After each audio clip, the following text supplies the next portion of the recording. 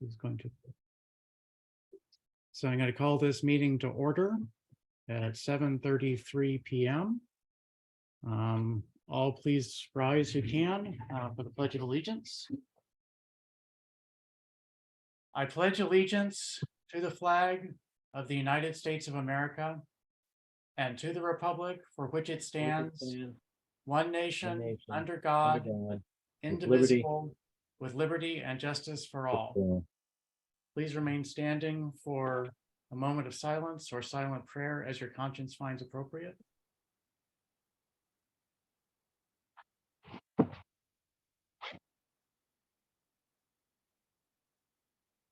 Thank you. Please be seated.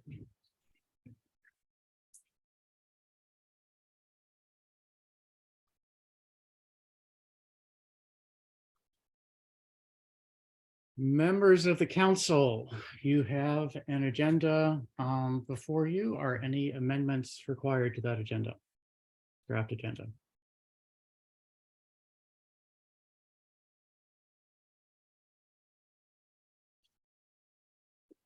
Not hearing any, I would like to ask for one. We have a honored visitor this evening, Luis Murillo from Congressman Ivey's office, and I would ask that we give him a moment to say a few words to us at the beginning of presentations, if that's acceptable to everyone. No problem here. All right. Good evening, everybody. Like I said, a little bit. We still have an agenda to adopt. So almost there. Are there any conflicts of interest for agenda items, members of council? Okay. Please, excuse me. Mr. Mayor, I'm not seeing on here on the consent agenda. I'm seeing the minutes, but I was not seeing the fence permit we talked about last week. It's item number 1 on the consent agenda. The consent agenda. Oh, whoops. That's odd. Oh, I saw what happened here. Never mind. I tapped another window by mistake. My apologies. Looking at last month's agenda, maybe. Yeah, but I mean, I was on that part, and I was like, wait a minute here. A couple other things looked odd, and I was like, wait a minute. Okay, never mind. May I please have a motion to approve the agenda as amended? So moved. Second. Motion by Councilmember Foe, seconded by Councilmember Sadiq. Is there any council discussion of the agenda? Are there any public comments on the agenda? Seeing none, I will do a roll call vote for those who are here. Councilmember Foe, Aye. Councilmember Lingua, Aye. Councilmember Sadiq, Aye. Councilmember Smith is absent. I'm here, Mr. Mayor. You snuck in. Aye. You vote aye. Okay, and council members Mejia. I've not heard from Councilmember Mejia. Councilmember Mayers called in ill, and I abstain. The motion passes 4-0.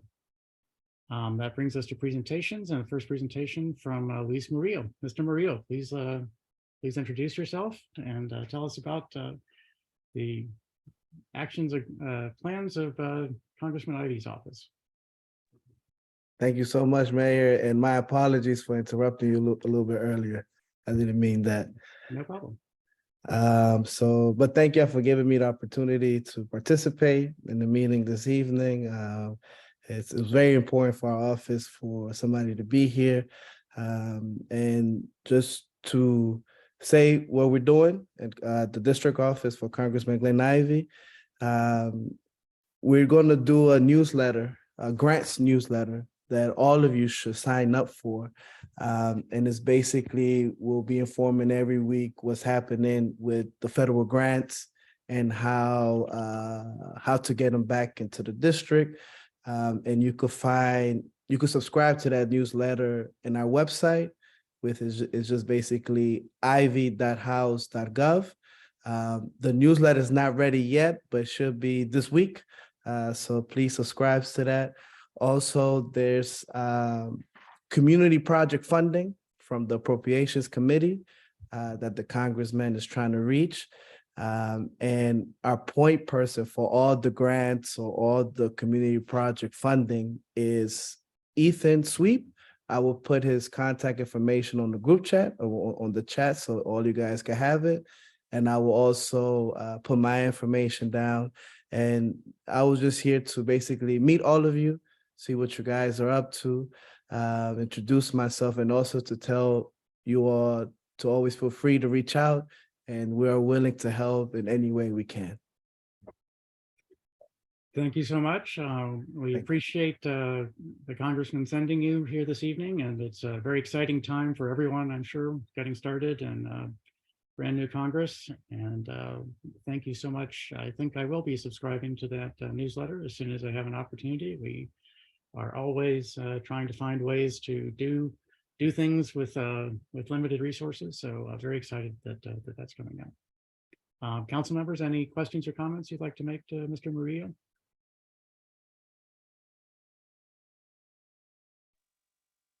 Okay, Mr. Mayor, if I may. please go ahead. This is great news, and thank you for coming out, because I know there is a, as part of the Recovery Act, there are substantial grants for folks to update their homes for be it insulation and other things, also for solar power. I mean, it's been described as like having a $8,000 bank account to do improvements. So being able to, and they'd also, you know, being able to work through the congressman's office to quote unquote figure it out how to apply and get everything done is going to be a big help, and it's something that would be really recommended for folks in the district to take advantage of.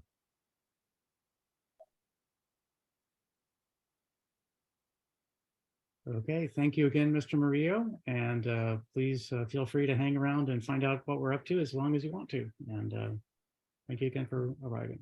Thank you. Okay, next item on the agenda is the swearing in of Deputy Chief Election Judge Ann H. We all know her as Kate Kelly. Ms. Kelly, are you ready for the oath of office? I am. Okay. Do you prefer to affirm or swear? I will do both. Okay. I'm a Very good. believer. Okay, well, please repeat after me. I, Ann H. Kate Kelly, I, Ann H. Kate Kelly, do swear and affirm do swear and affirm that I will support the Constitution of the United States that I will support the Constitution of the United States and that I will be faithful and bear true allegiance and that I will be faithful and bear true allegiance to the state of Maryland to the state of Maryland and support the Constitution and laws thereof, and support the Constitution and laws thereof, and that I will, and that I will, to the best of my skill and judgment, to the best of my skill and judgment, diligently and faithfully, diligently and faithfully, without partiality or prejudice, without partiality or prejudice, execute the office execute the office of Deputy Chief Election Judge of Deputy Chief Election Judge according to the Constitution and laws of this state. according to the Constitution and laws of this state. Congratulations, and thank you so much for volunteering for this position. And the Director Barnes will provide the paperwork to you and get it back to me, and we'll get all the signatures in place. So thank you. Very good. Thank you very much. Councilmember Lingua, you have your hand up.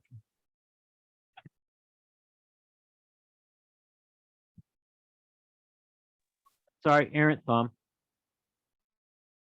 Councilmember Foe, you have your hand up.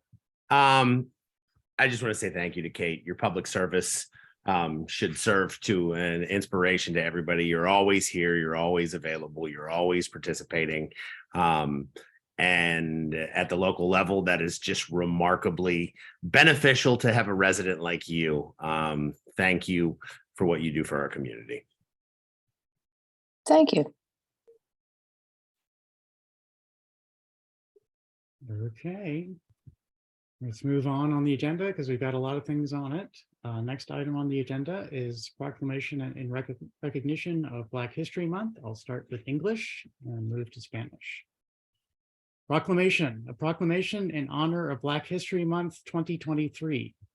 Whereas the mayor and council are proud to join with town residents, business owners, visitors, and employees, along with individuals and communities throughout the country, in celebrating February as Black History Month and acknowledging the 2023 theme being Black Resistance. And whereas in February 1926, Dr. Carter G. Woodson initiated a one-week celebration of the historic contributions of Black people to American life. And this celebration corresponded with the birthdays of Frederick Douglass and Abraham Lincoln. And in 1976, this period of celebration was expanded to include the month of February. And whereas when Black History Month was officially established, President Gerald Ford called upon the public to, quote, seize the opportunity to honor the too often neglected accomplishments of Black Americans in every area of endeavor throughout our history, unquote. And whereas the town of Riverdale Park recognizes that now more than ever, Black history must be taught, discussed, and celebrated throughout the year. And whereas still today, racial injustice and inequity against Black people are widespread. And whereas racial justice and inequity are destructive to our values and our future and must be local, state, and national priorities. And whereas the town of Riverdale Park is committed to racial justice and equity, diversity and inclusion, and to supporting policies, programs, and initiatives that aim to eradicate systemic racism and undo its historical damage. And whereas our town's cultural diversity enriches our community, and Black heritage is an inseparable part of that enrichment as it weaves throughout our history, profoundly influencing every aspect of life. Now, therefore, be it resolved that the town of Riverdale Park Mayor and Council do hereby proclaim February as Black History Month and call on everyone in our community to work for racial justice and equity this month and throughout the year in recognition and celebration of Black history. Y ahora en español, una proclamación en honor al mes de la historia afroamericano 2023. Considerando que el alcalde y el consejo se enorgullecen de unirse a los residentes de la ciudad, propietarios de negocios, visitantes y empleados, junto con individuos y comunidades de todo el país en la celebración de febrero como el mes de la historia afroamericana y respetando el tema del 2023, resistencia afroamericana, y considerando que en febrero de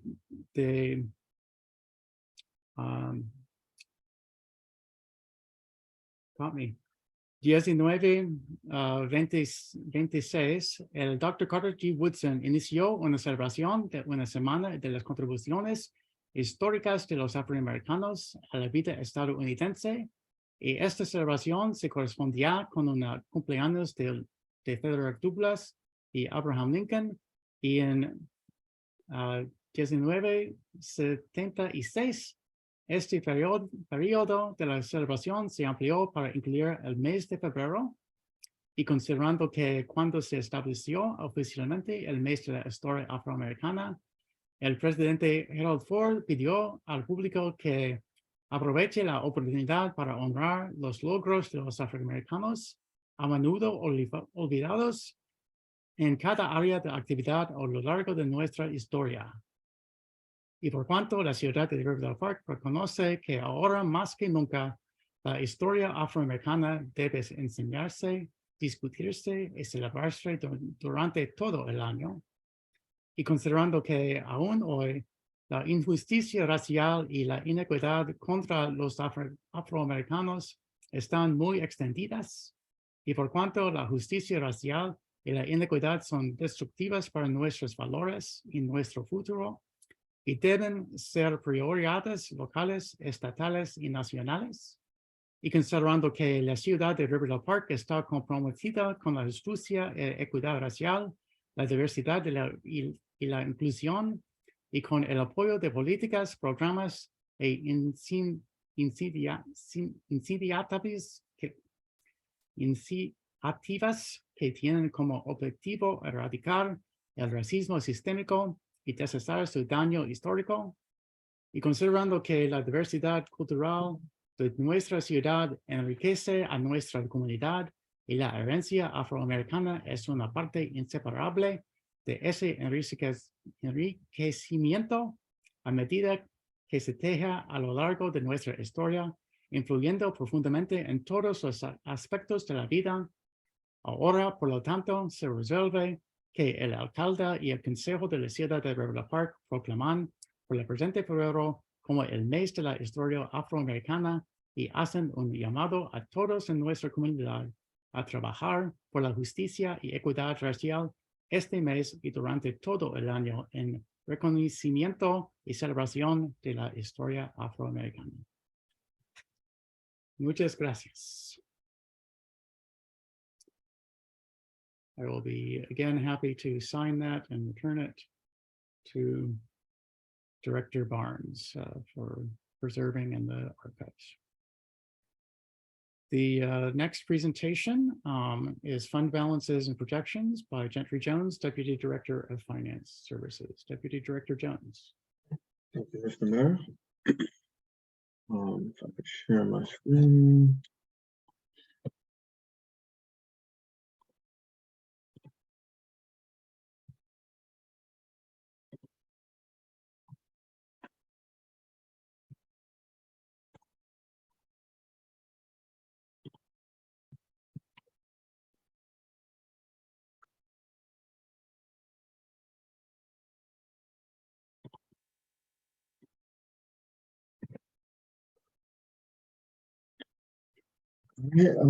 So good evening, Mayor and Council, members of the public.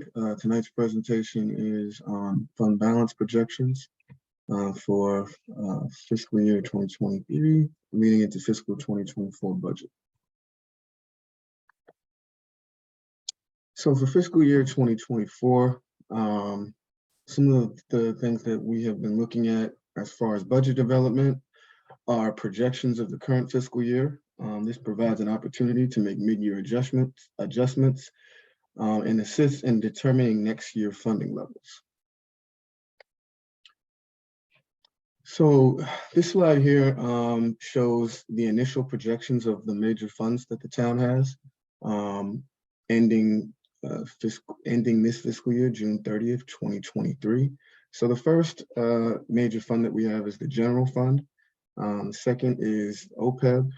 Next, we have economic development, followed by community development, health and wellness, special revenue, TIF admin, debt service reserve, and then CIP, which is capital improvement projects. So at this point, of the fund balances that we do have, as far as projections are concerned at the end of the fiscal year, and while it is still early, this is subject to change. We don't foresee having to have any changes for the current fund balances, all except for the capital improvement projects, which can be found at the bottom.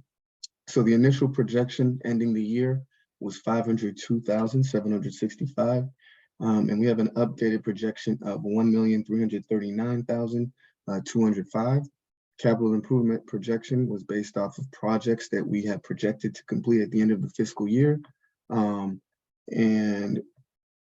there have been some changes there in that projection, as we have some projects that were projected to be completed at the end of the fiscal year, moving into the next fiscal year. The next slides represent the general fund reserve history of each of the major accounts, just so we can have an idea of where we are at the current fiscal year, and then we can compare to the previous fiscal years. So for the general fund, we had a ending balance of 5,279,676. The next fiscal year was 5,250,963. And the current fiscal year, we expect to end at 3,735,477. As far as OPEB is concerned, we have fiscal year 2021, and we ended at 319,563. For fiscal year 2022, that was moved to 281,950. And then fiscal year 2023, we intend to end at 400,000. Next is Community Development Fund. Fiscal year 2021 ended at 57,850. For fiscal year 2022, that figure was 30,783. And the projection for the end of the year is 50,000. Next is Community Development. Fiscal year 2021, ending balance of 55,957. Fiscal year 2022, that number jumped to 2,218,138, and that was associated with the American Rescue Plan Act dollars that we received. That money was then transferred to capital improvement projects, and we'll get to that on the next slide. But we still intend to end fiscal year 2023 at a figure of 405,957. So for fiscal year 2021, Health and Wellness Fund was 82,350. For fiscal year 2022, that was increased to 146,772.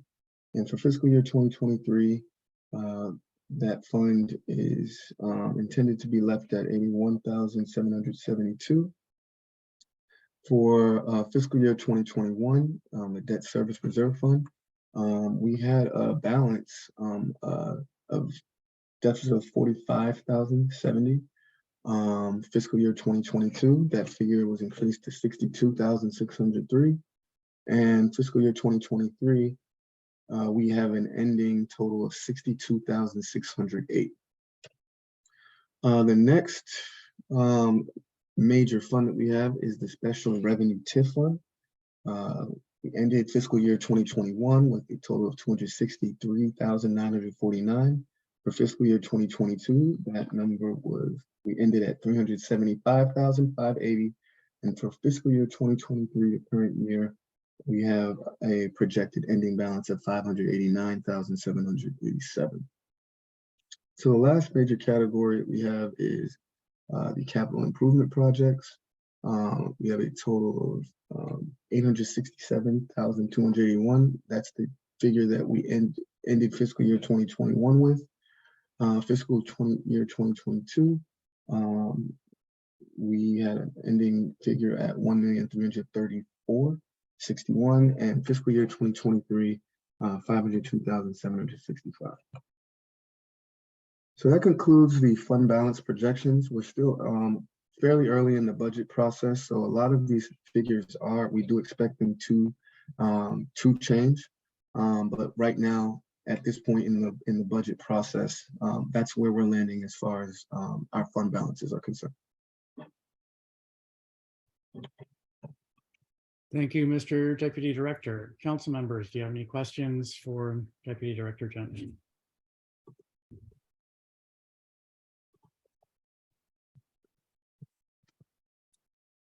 I have one if nobody else does. Well, I do, but I'll let you go first. If you could pull the slides back up and the slide for the fund balance, an early slide 3, I think maybe. Sure.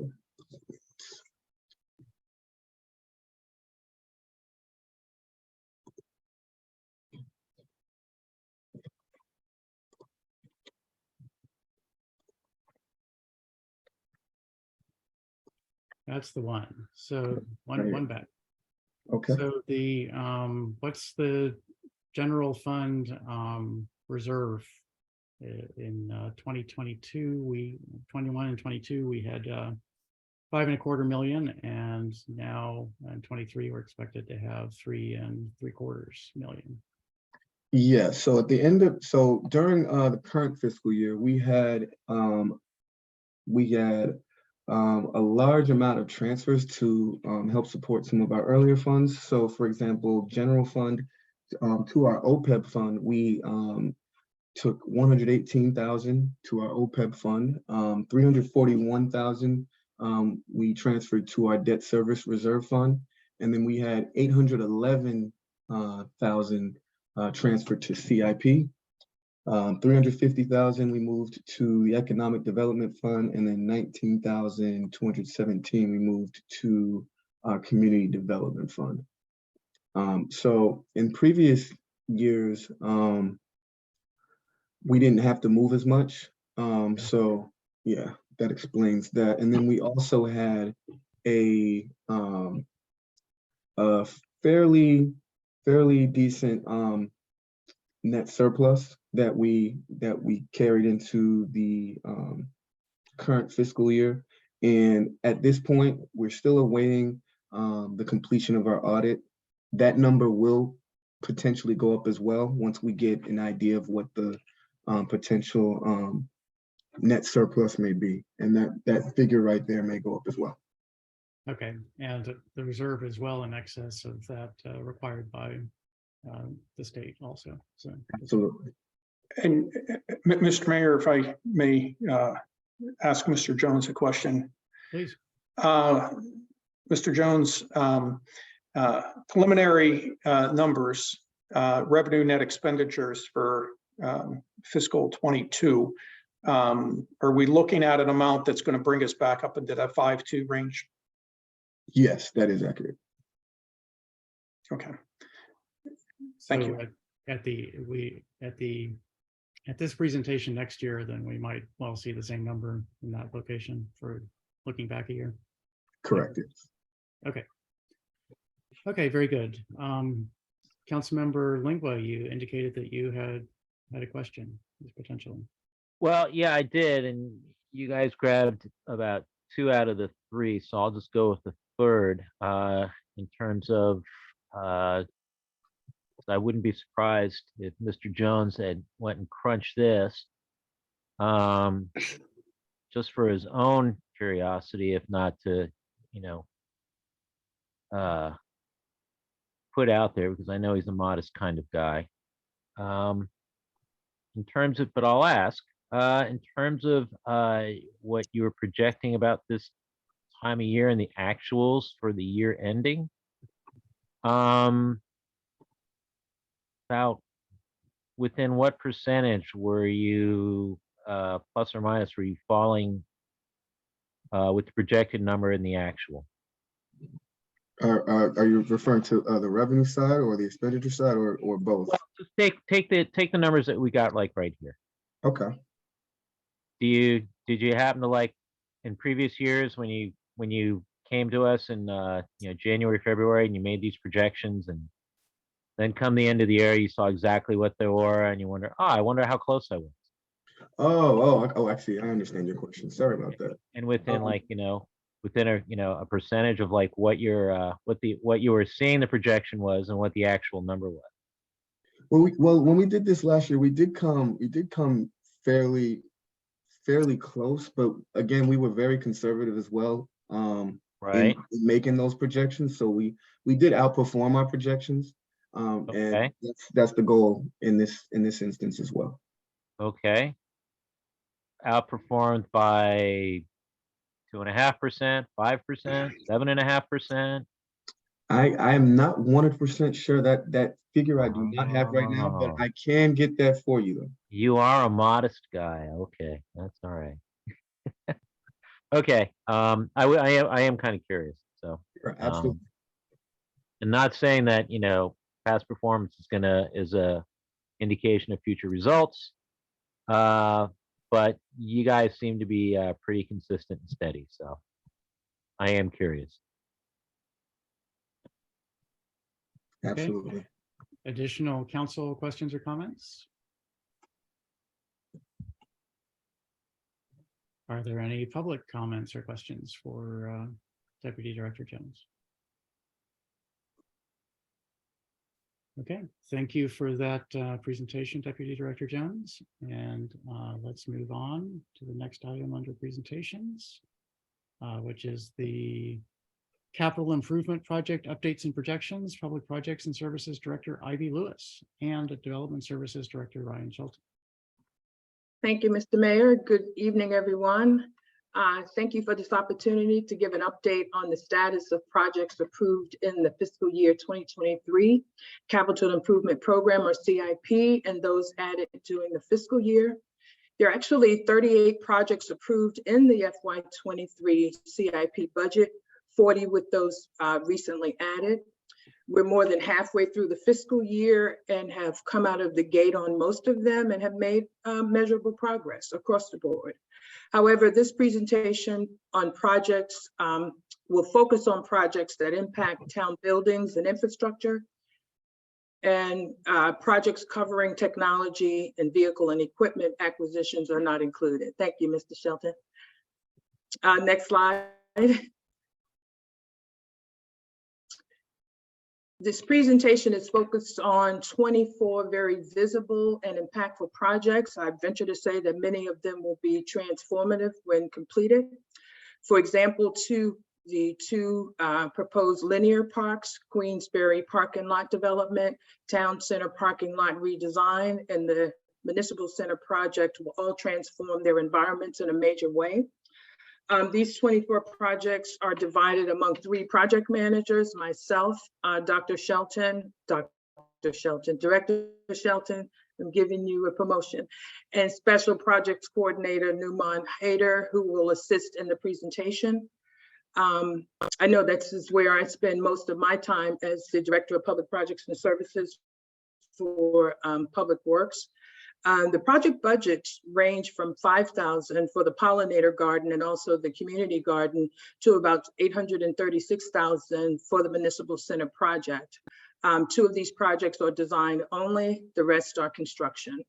These 24 projects fall within 5 CIP capital categories. They're community projects, building renovations, public safety acquisitions, streetlight acquisitions, and road and sidewalk construction. We'll cover most of these projects this evening at a high level and delve deeper into just a few of them.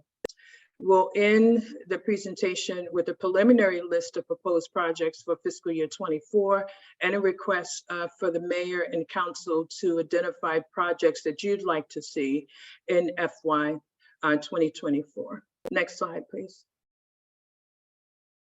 Most of the projects follow 4 stages: planning and scoping, project design, building construction, and of course, completion. We currently have 8 projects in the planning and scoping phase, either because they're just getting started or we've had to re-enter this phase to redefine or expand the scope of the project because of unforeseen circumstances, and we'll identify those. We have 6 projects in the design phase, 9 in bidding or construction, and I'm happy to say we've completed at least 1 project. Next slide, please. This map illustrates the spatial distribution of the CIP projects. Almost every area of the community has a project in the CIP this fiscal year. I will note that we haven't flagged the projects in Riverdale Park Station or the 13 road improvement projects that are a part of the CIP this year. That's an oversight, but with those areas added completes the picture of a very wide distribution of projects in the community. Next slide, please.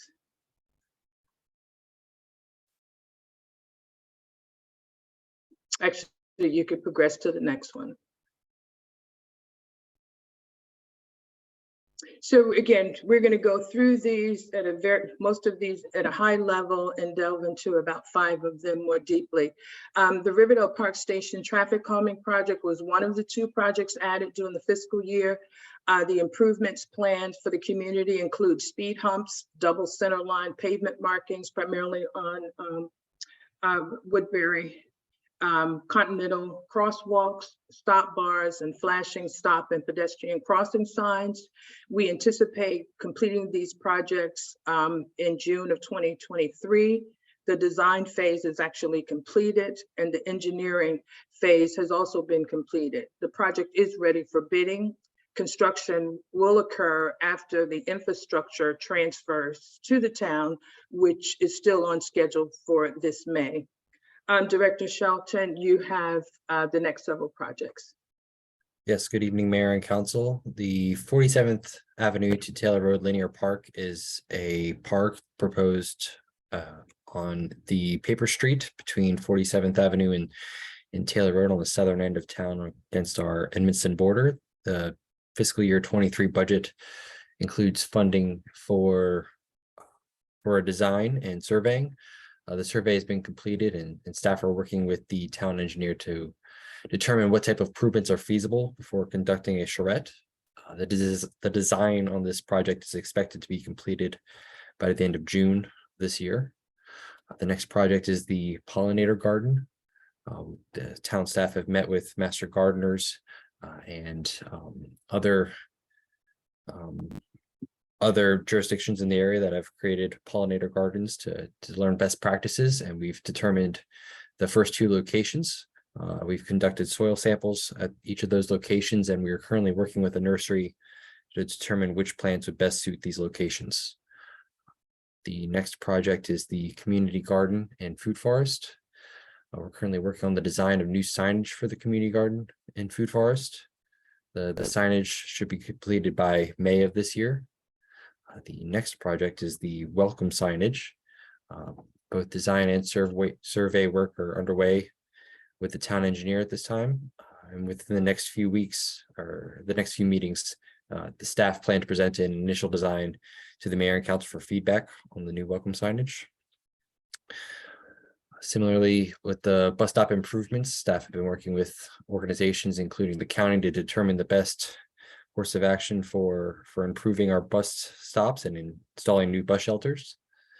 And similar to the welcome signage, the staff plan to present potential shelters at the next one of the next few meetings coming up. The next item is the electric charging stations, and these are meant for the new staff or the new town vehicles for neighborhood services. The budget includes funding for 2 new neighborhood services vehicles that would be electric. And staff have held off on purchasing the stations until the purchase of the vehicles has been confirmed. I've recently spoken with the dealer about the electric pickup trucks that were originally targeted for this purchase, and they're no longer available for order at this time. And so staff will suggest pivoting to electric SUVs instead, but more on this on legislative item number 5. Ivy, would you like to speak, or sorry, Director Lewis, would you like to speak to the Plummer Park? Yes, in fact, the next street projects, Adam and Emily Plummer Park, the 54th Place Pocket Park and Tot Lot, and the Town Center Trail and Parking Lot redesign projects are all in the scoping stage. I'll cover Plummer Park and the Town Center project in some detail later on. The 54th Place Pocket Park and Tot Lot is being rescoped. We discovered recently that the deed that conveyed the property to the town actually requires that it be maintained as an alleyway. So the property cannot be converted to any other use. Staff is currently looking at other nearby locations for development of these park facilities. Next slide, please. As you know, the Municipal Center renovation project had reached construction. The construction stage with the signing of a construction contract, but construction has been delayed by the permitting process. The project has also had some COVID impacts related to supply chain and labor. Again, I'll review this project in a little greater detail shortly. The next project, building weatherization and stabilization, involves the Boys and Girls Club. The needs of this building were well known and enumerated for years. So we actually started in the construction phase, and I'll review the completed scope of work on that project in just a bit. We spoke fairly recently about the neighborhood security camera system project. It's currently in the construction stage. The contractor is waiting for the poles to be delivered for the cameras. We expect the project to be completed by the end of the fiscal year, if not before. Mr. Hayner, any additional comments? If you on the, That's all. okay.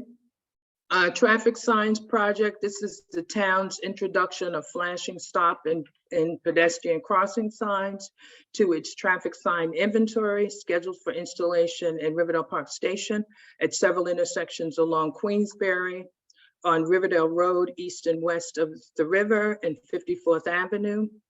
We're actually trial running one style of flashing stop signs at Queensberry and Taylor currently. This style flashing stop sign comes in two parts. The backboard with the flashing lights is separate from the stop sign. The DPW team leaders actually recommended this style as damaged stop signs can be replaced separate from the backboard. The other version is an all-in-one, which seems to be the more common, at least those that I've seen throughout my travels in the county. We'll trial run this style as well and make a selection within the next several weeks and purchase the volume we need for installation. Next slide, please. The 54th Avenue Street Light Project had actually reached the bidding stage. Director Shelton will provide more detail on that shortly. The Trolley Trail Lighting Project had also moved to the bidding stage. In fact, these projects were bidded together. However, we were not successful in soliciting any bids for either of these projects. And we'll discuss potential next steps in just a bit. As you know, the Longfellow Street Stormwater Project has been completed and is, I'm happy to say, is functioning extremely well. We've not observed or had any complaints during average or major rainstorms in that neighborhood. I believe Director Shelton, you have, you're going to provide some details on the CDBG sidewalk project in greater detail in a minute. In a previous mayor and council meeting, a total of 13 road improvement projects were identified, including several curb ramp installations or upgrades and the enhancement of the Rivertech Court bike path with physical barriers and additional road markings. These projects are currently in the design phase with construction expected to be completed this October. Next slide. You could progress 2 slides, please. Well, I think okay, sorry.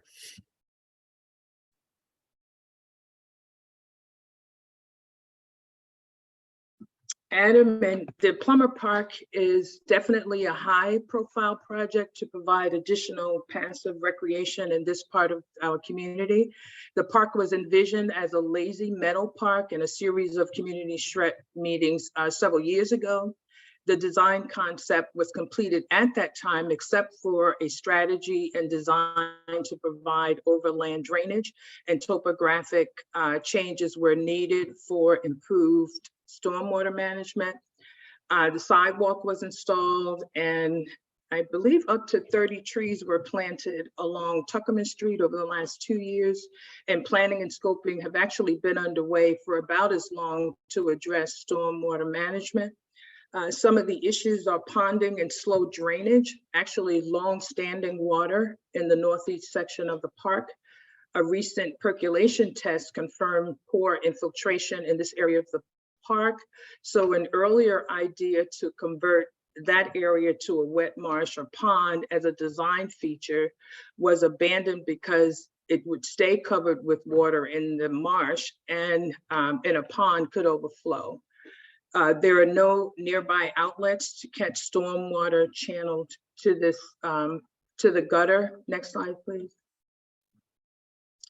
The most effective solution to install drain pipes and inlets, of course, is the most costly. Drain pipes would have to be installed and extended from the park to 51st Avenue, and there would actually have to be some additional or new inlets in that area of the community as well, because right now water drains from probably from Jefferson down to 51st Avenue and into the park, I believe by design. Staff and the engineers are meeting tomorrow to explore more options for addressing stormwater. And we'll report back to the mayor and council as soon as we have options or a way forward. The budget for this project exceeds what's in the CIP when county funding for additional trees is added. And Director Shelton or Mr. Hayter, do you want to address that issue?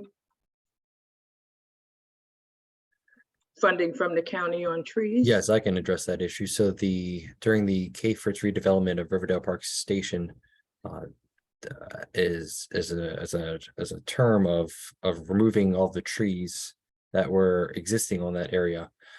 The K-Fritz development owners, the developers rather, sorry, were required to submit funds for the town to be able to plant trees in other locations.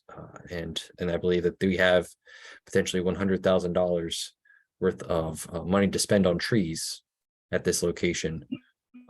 And that is the source of those funds for these trees. And that would definitely take us over $400,000 for the project budget. Next slide, please.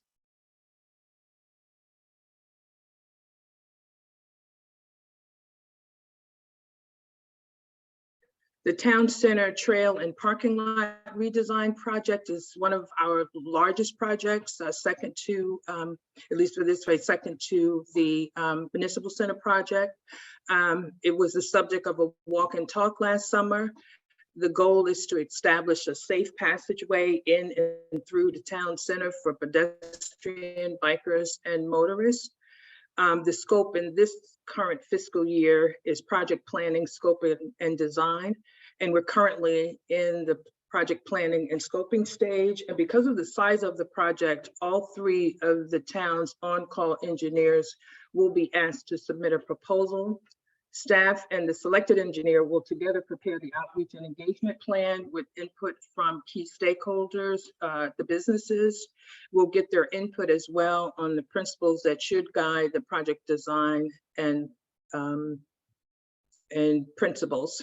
We anticipate that designs and design elements will be ready for presentation to the mayor, council, and the community for input, and a final within several months, possibly late March, early April, and a final design completed by the end of the fiscal year or June 30th. Any questions on this project?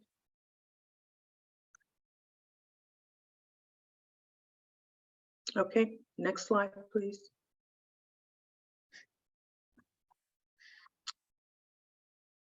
The Municipal Center project is by far our largest project and longest running. This is the first major expansion and renovation plans in quite a few years. The scope includes a new entrance to the council chambers, increases in square footage in both the police department and town hall, restroom and locker room upgrades across the buildings, reconfigured spaces, and space enhancements. The status, again, I mentioned that construction is delayed by the permitting process. We do and finally have the building permit for town hall. The permit for PD is pending WSSC's review through a separate process. Just recently, the contractor submitted a price increase proposal. The size of the increase exceeds what the council has authorized staff to spend on this project. And the size of the increase is also dictating that we rebid, regrettably, the entire project. We are regrouping to put together a new bid and have scheduled the project, the release of the bid for February 16th. To receive, review, and select a preferred bid by March 24th, and to seek council authorization to sign a contract on April 3rd. Any questions on this project? This obviously is a big disappointment. Again, we had a construction contract in hand back as far as May 2021. We anticipated that we would get a county permit for both buildings, maybe 6 months after the third-party review, which we opted to pursue and pay for in order to move the project along, and perhaps it did. But it's taken longer than we could have ever imagined to have the permit in hand. It's a relatively small project in the scheme of things. Because of the delay, the contractor was forced to update pricing for both materials and labor. And again, that exceeded what the staff was authorized to spend. And so we are forced to go out. We have no other option at this point. And so we hope to be able to come back to the council in April with a request to authorize the signing of the replacement contract. Okay, next slide. There's a question. Okay. Councilmember Lingua, go ahead. Thank you. So Director Lewis, what you're saying in so many words that due to the county's delay in issuing the permit or their review process in issuing a permit, that delay is costing us both time and money. Both time and money, but of course, COVID has had some impacts that's affecting, the delivery of supplies, the cost and delivery of supplies, and labor costs have gone up. So all of that sort of created a perfect storm with the county's very convoluted, I must say, permitting process. Right, but correct me if I'm wrong, you weren't about to go and order supplies and materials until you had a permit approved by the county, correct? The contractor was actually authorized, but from their point of view, it was a risky move and they chose not to take it. Right, well, that's Right. actually very smart thinking. What's the point of getting all those supplies and all of a sudden having county not approve your Right. permit? Right. And I It's- believe COVID had a little bit to do with that. The contractor was well aware that we did not have the permits in hand when we signed that contract. And COVID, we you- asked whether they had any concerns. I think they were optimistic, especially when we shared that we were going to go the third-party route, which is an expedited route, supposed to be an expedited route. They did make one purchase of the bricks for the new facades, and I think at that time decided, again, because of COVID and the things that were happening in the market, decided to hold off and delay buying more Okay. materials. Okay, yeah, this, Mhm. I've heard it mentioned several times now, so I'm just gonna have to get into the weeds here. How was this project affected by the pandemic?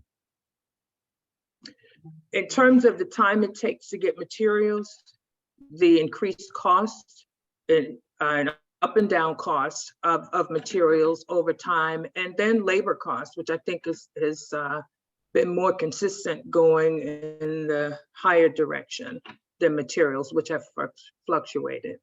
Okay, so this is essentially costs that are increasing on the contractor side? Exactly, and subs.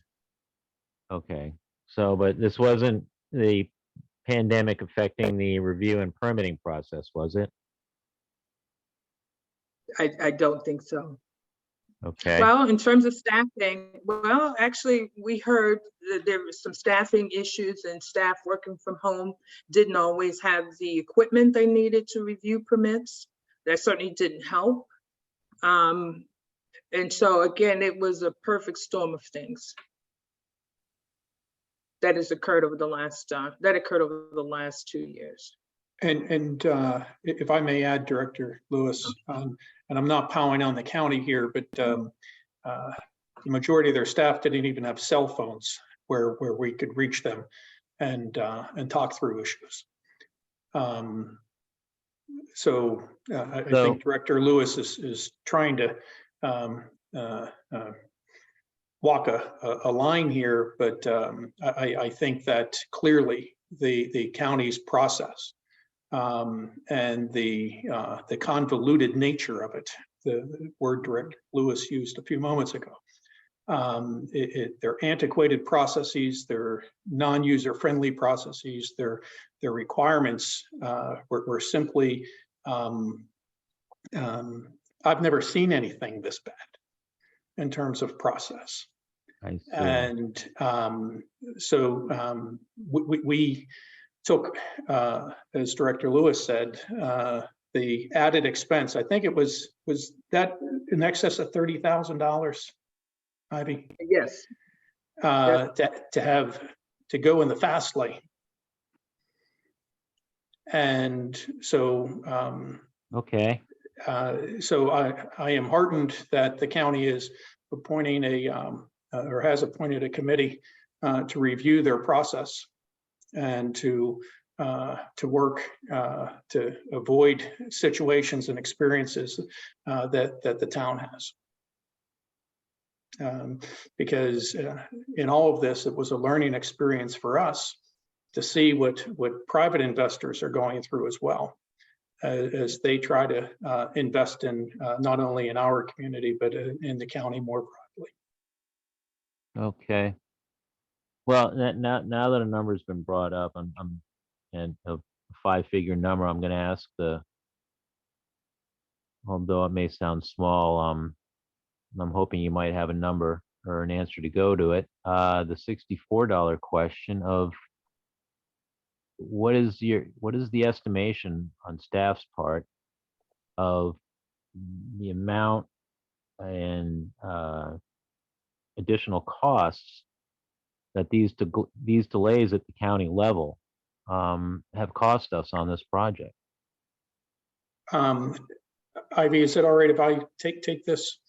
sure. I think we probably want to wait until we get these new bids back. And instead of us putting a projection out. We do know what the original contractor said it would cost. But I think we want to see what the new bids are, and then we'll be able to put an exact dollar amount on that for you, sir. Okay. All right, I look forward to hearing it. Thank you. Councilmember Smith also has his hand up. Councilmember Smith, did you wish to comment? Yes, thank you, Mr. Mayor. Ms. Lewis or Mr. Listician, have we reached out to our county delegation for help in all of this permitting mess? Throughout the entire process. Since the transition?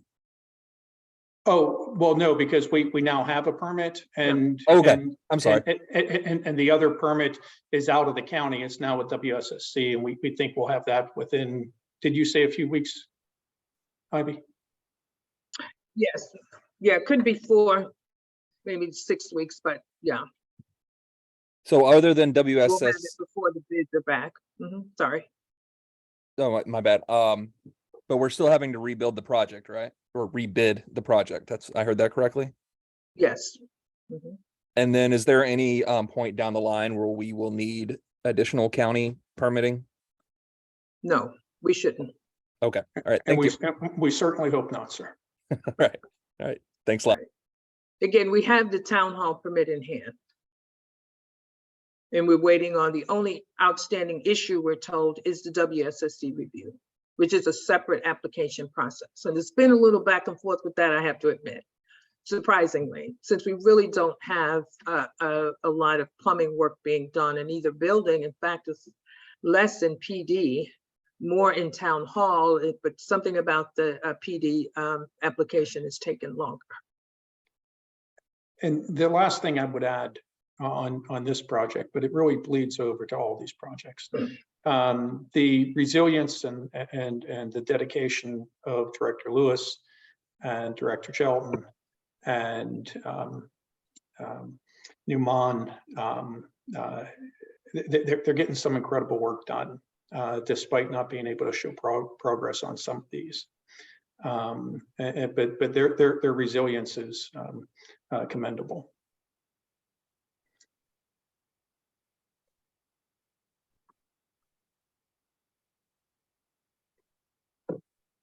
Please go ahead. Any other Dr. Lewis. questions? Okay, next slide, please. One more. Thank you. Now, this is my pride and joy. It's a very small project, and definitely visible and impactful. The goal of the project was to weatherize and stabilize the building from further deterioration. The project was first funded in fiscal year 2022. In that year, the roof and gutters were replaced, as well as some fascia boards, and the exterior trim was painted. I have here before and after picture, and it's great to ride by and just see the work that's been done on this building. This fiscal year, the windows were replaced, and within the last week, a new HVAC system was installed. We're getting estimates now for drywall repairs, floor repairs, and bathroom upgrades. We'll go as far with this project as our $40,000 budget will take us. The improvements have already created a great backdrop to the community garden and food forest, and makes the place usable for material storage and even community meetings when the interior work is completed. Several staff and myself had an opportunity to go to a building off of Tanglewood Drive that is leased by the city of Edmonston from the Parks Department. And we used it for a community meeting. And we looked at each other and said, you know, our Boys and Girls Club could be used for that purpose as well. In fact, the town administrator there mentioned that their facility is rented by a lot of town residents. So we're excited about the prospects of that and look forward to completing the improvements that we can afford to make this year. Any questions on that one? I hope you've had a chance or can take some time to drive by and take a look at it, because it's pretty impressive for just a minor work that was done. It's a great space, and it's good to see it getting back to a point where it can be used again. Thank you. It's very exciting. Thank you. Okay. Next slide. And Mr. Shelton, I think you and the town manager are gonna tag team on this one. Well, I think I'm going to go ahead and take it. So Director Lewis had mentioned when she was going through the summary of projects that we did not receive a bid on the lighting project. And that was the second time that we bid the town center, the trolley trail lighting.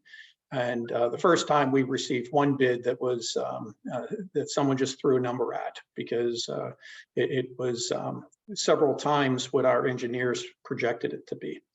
And then this time we received none. This project is majority funded with federal dollars, and there's a time limit on this, and we have to make it work. This is, as Director Lewis has called these projects, visible and impactful. This is an important project. So we need to figure out how we can get it done when we can't get folks to bid.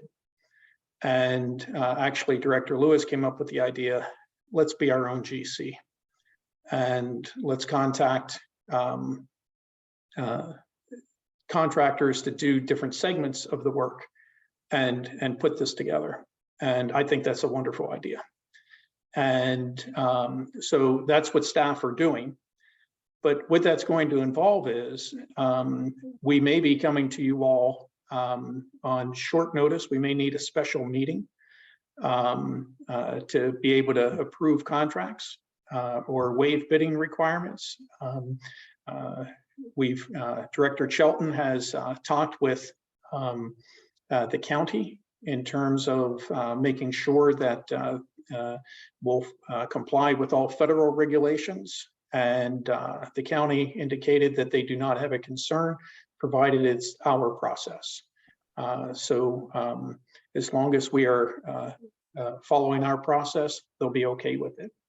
And that includes perhaps waiving competitive bidding or splitting up different segments of the project. So are there questions on that component of this in terms of how staff are trying to pivot and make something happen in the face of not receiving bids?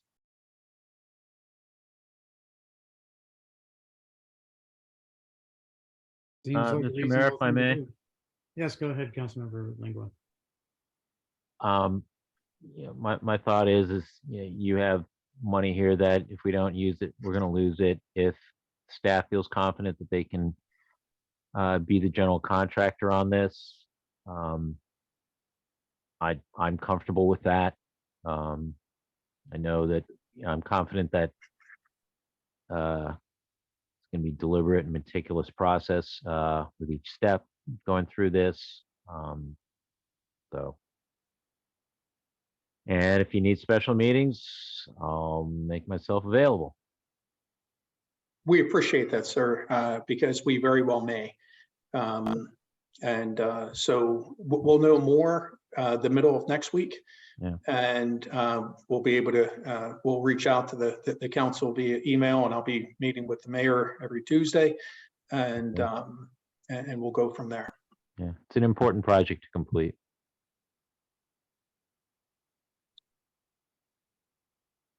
Okay, Mr. Shelton, I think you have the next one. Yes, the goal of this next project is to improve the walkability and safety of this area here, including Spring Lane and 54th Avenue. As this is one of 3 CIP projects. It is funded using CDBG funds. We have $150,000 for each of those projects, and like the town manager said, this is majority funded by these federal dollars. We've completed the scope and design, including the environmental review as required for the federal funds. We released an ITB on January 26th, and historically we've had good success securing bidders for sidewalk projects. And I believe Mr. Hayter said that at the recent pre-bid meeting that there was a fair amount of activity and discussion from potential vendors about this project. So we're very optimistic that this will be bidded on in a competitive manner. But the proposals are due for this project on February 22nd. Are there any questions about the CDBG funded sidewalk project?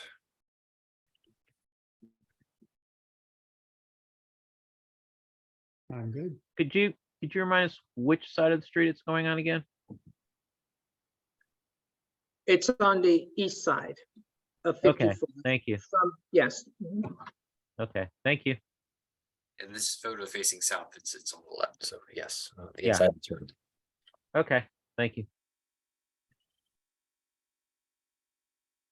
Okay, if no other questions, we can proceed to the final slide on FY24 proposed projects. This is a very short list of projects among those that the staff is still talking about, potentially adding it to the CIP. I'll remind you that the 47th Avenue Linear Park project for fiscal year 23 is just a design project. Bidding and construction is expected to occur in the next fiscal year. We've talked a lot about the Lafayette and Natoli redesign, the necessity for it, and some early thoughts about what a final design might look like. We heard from a resident in town a couple of times now about the possibility of public right-of-way rain gardens. Again, the class I made reference to earlier was about rain gardens and bioretention facilities as a way to manage stormwater. And we'd like to add that project into the budget for next year. And then the Mount Rose sidewalk project, which would be north of the Lafayette Place off of Madison, the Madison and 47th Avenue area. Again, this is just a short list of a much longer one that staff is currently thinking through. We thought this would be a good time as well to ask the mayor and council if they have, or if you have proposed projects for the next fiscal year. Councilmember Smith was the first with his hand up, so go ahead, Councilmember Smith. Thank you, Mr. Mayor. Happy to see the Lafayette and Natoli redesign on this proposed projects list, something that's desperately needed. I know we had talked about, and sorry if this was covered earlier, I didn't see it, but it may have been. We had talked about crosswalk across Queensberry from Mabel Munch Park to the TCM area there. Is that on hold pending the Lafayette and Natalie redesign, or is that going to move forward? That one's going to move forward. Even with some temporary markings, even if they have to be removed because of the time it will take to actually realize the redesign. Sure. Okay. And if I could add, and Director Lewis, if I have this wrong, please correct me. That falls under the street and sidewalk projects. Yes. And so there's 13 projects that are in design now. And but it's good to note that the current budget allows for $375,000 worth of work of those 13 projects. And we anticipate with the cost of asphalt and that, we're probably looking at $600,000. And so we're going to have to budget more in fiscal 24. So when those projects go out to bid, we'll have sufficient funds. So I just want the council to know, in order to pull all those off, we're going to have to budget some more money in fiscal 24. Thank you, Mr. Town Manager. And then just one more question. Did I see that the those street and sidewalk projects, that the anticipated completion date was the October 23 time period, or is that what you're talking about, Yes. solicitation about having Yes. to move them forward? Okay, October 23. All right. Yes. Yes. Thank you very much. Thank you. Councilmember Lingua. Thank you very much, Mr. Mayor. This isn't so much of a project just for next fiscal year, but it would be my hope, and happy to help in any way that staff would think would be sufficient, to begin talking with staff at Riversdale, as well as Riversdale Historical Society. Being that this idea has been initially floated to both, and there seems to be a positive response to the idea, and sitting down and beginning and talking with those stakeholders, as well as the larger stakeholder being Maryland National Capital Park and Planning Commission, regarding an effort on part of the town, as well as MNC PPC, shares to be determined, of installing a sidewalk for that length of Oglethorpe that runs from 48th Avenue to Taylor Road, and to install it on that north side of Oglethorpe, which is of course the southern boundary of Riversdale.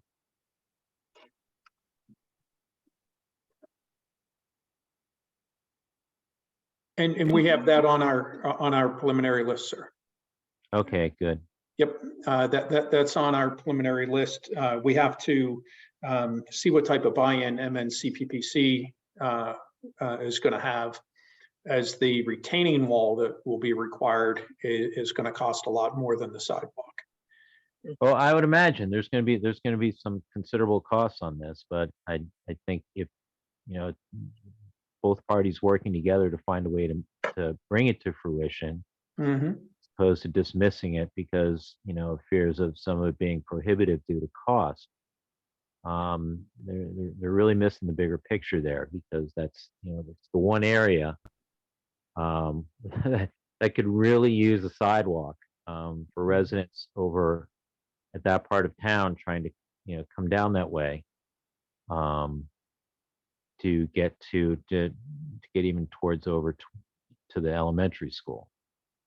I see a number of families and kids, making their way down Oglethorpe and having to walk in the street now where they're starting to see parking on both sides of the street more and more.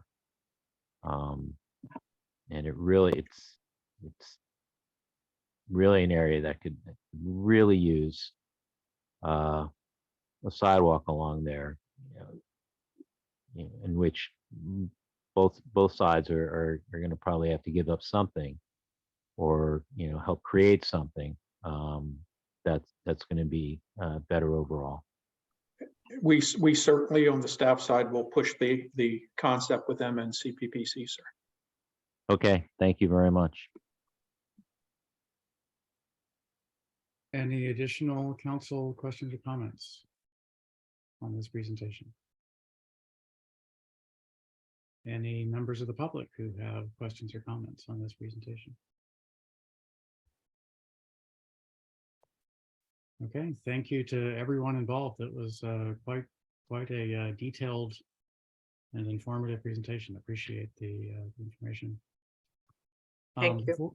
Before moving on to the next presentation, I just want to recognize for the record that Councilmember Mejia showed up early during the presentation and is with us at this time. So let's move on to the last presentation, Economic Update Part 2, Deputy Director of Finance Services, Gentry Jones, and Development Services Director, Ryan Shelton.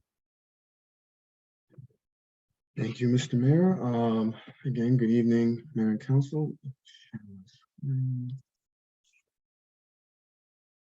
So tonight's economic outlook presentation is part 2, covering topics that we had discussed in the previous economic outlook presentation, focusing more so on the impacts that they will have on the town. So we will be covering the federal interest rates, U.S. inflation, U.S. jobless claims, U.S. home sales, and then Maryland personal income tax.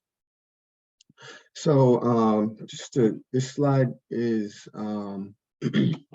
covers the federal interest rates, and it was in the previous presentation, but just a basic overview of what the federal interest rates do is they touch every corner of Americans' financial lives, raising the cost of borrowing money to buy a home or a car, and making it more expensive to carry a credit card balance. So back in June, Federal Chair Powell decided to accelerate the federal interest rates to help combat inflation. The central bank lifted rates by 3/4 percentage point in June, which was the largest increase in 28 years. Back in December, the Federal Reserve increased benchmark federal fund rates by 0.5 percentage point and had indicated plans to keep raising rates at its next few meetings to also combat inflation. The most recent hike was last month on the 25th, and that was a 1/4 percentage point, which was suggested in previous meetings. At this point, the Fed had made indications that they would continue to make the traditional 1/4 percentage point increments moving forward, but due to a lot of economic uncertainty at this point, we're still not 100% sure. So what does this mean for the town? So as we put together the budget process, again, we are taking into consideration the impact of the federal interest rates on the town of Riverville Park's biggest revenue source, which is real estate taxes. So with higher interest rates, home values may begin to come down. The town has been continuing to monitor the effect of the federal interest rates on home values and how it will relate to the triannual home assessment. All of these considerations are taking when moving forward with any revenue forecast. The next topic is U.S. inflation. So U.S. inflation fell to 4.4% in December from the 5.2% point it was in September. Home sales in the U.S. have fallen as mortgage rates increased and easing of housing costs and the slowing pace of price increases for goods, which will likely take some pressure off of inflation, according to the Wall Street Journal. So as mentioned in the previous slide, federal interest rates were increased by Federal Chair Powell and the Federal Reserve as a means to combat inflation. Inflation has decreased dramatically since June's 9.1% peak, but it remains well above the 2.1% average rate in the 3 years before the pandemic, which is the Fed's eventual goal to get down to 2%. So what does this mean for the town? So again, as we are putting together the budget, we are taking into consideration the impact of inflation as a result. And while it appears the worst may be behind us, we are continuing to monitor the reports and pay very close attention to inflation. U.S. jobless claims. So according to the Wall Street Journal, U.S. employers added 517,000 net new jobs in January, which is nearly thrice the 185,000 net new jobs expected. So despite many layoffs in the tech industry, the unemployment rate fell to 3.4%, which is the lowest rate since May 1969. So with that said, what does that mean for the town? So as we are continuing to work on the budget, and we are in the middle of the budget process, we are taking into consideration the impact of the jobless claims and how it may impact the town. So while the industrial segment is decelerating and prices for goods are falling, the U.S. Service sector is booming, which translated into more jobs, which also increases more inflationary pressure and could ultimately trigger higher interest rates. And again, as I mentioned before, higher interest rates can have a direct impact on the real estate market, which is the largest revenue source for the town. So again, this is something that the town will continue to monitor as we put together the budget.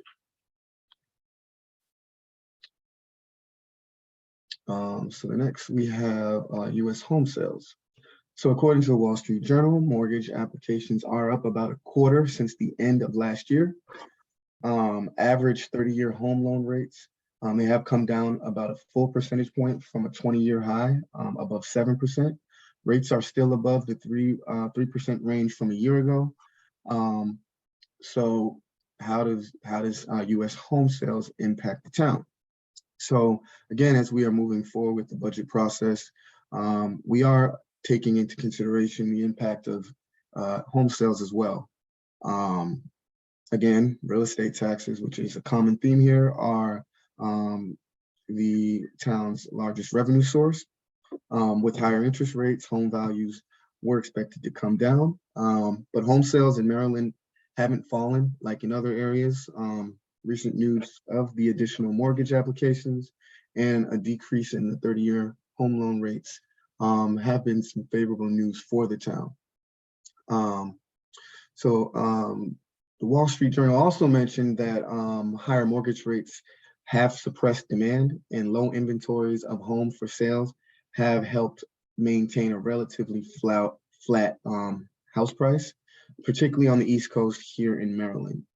An economist that we follow, Anirban Basu, he also echoed this sentiment, stating that he expected residential property values to decline a bit in the DMV and beyond, though the pace of the decline will be limited due to a scant inventory.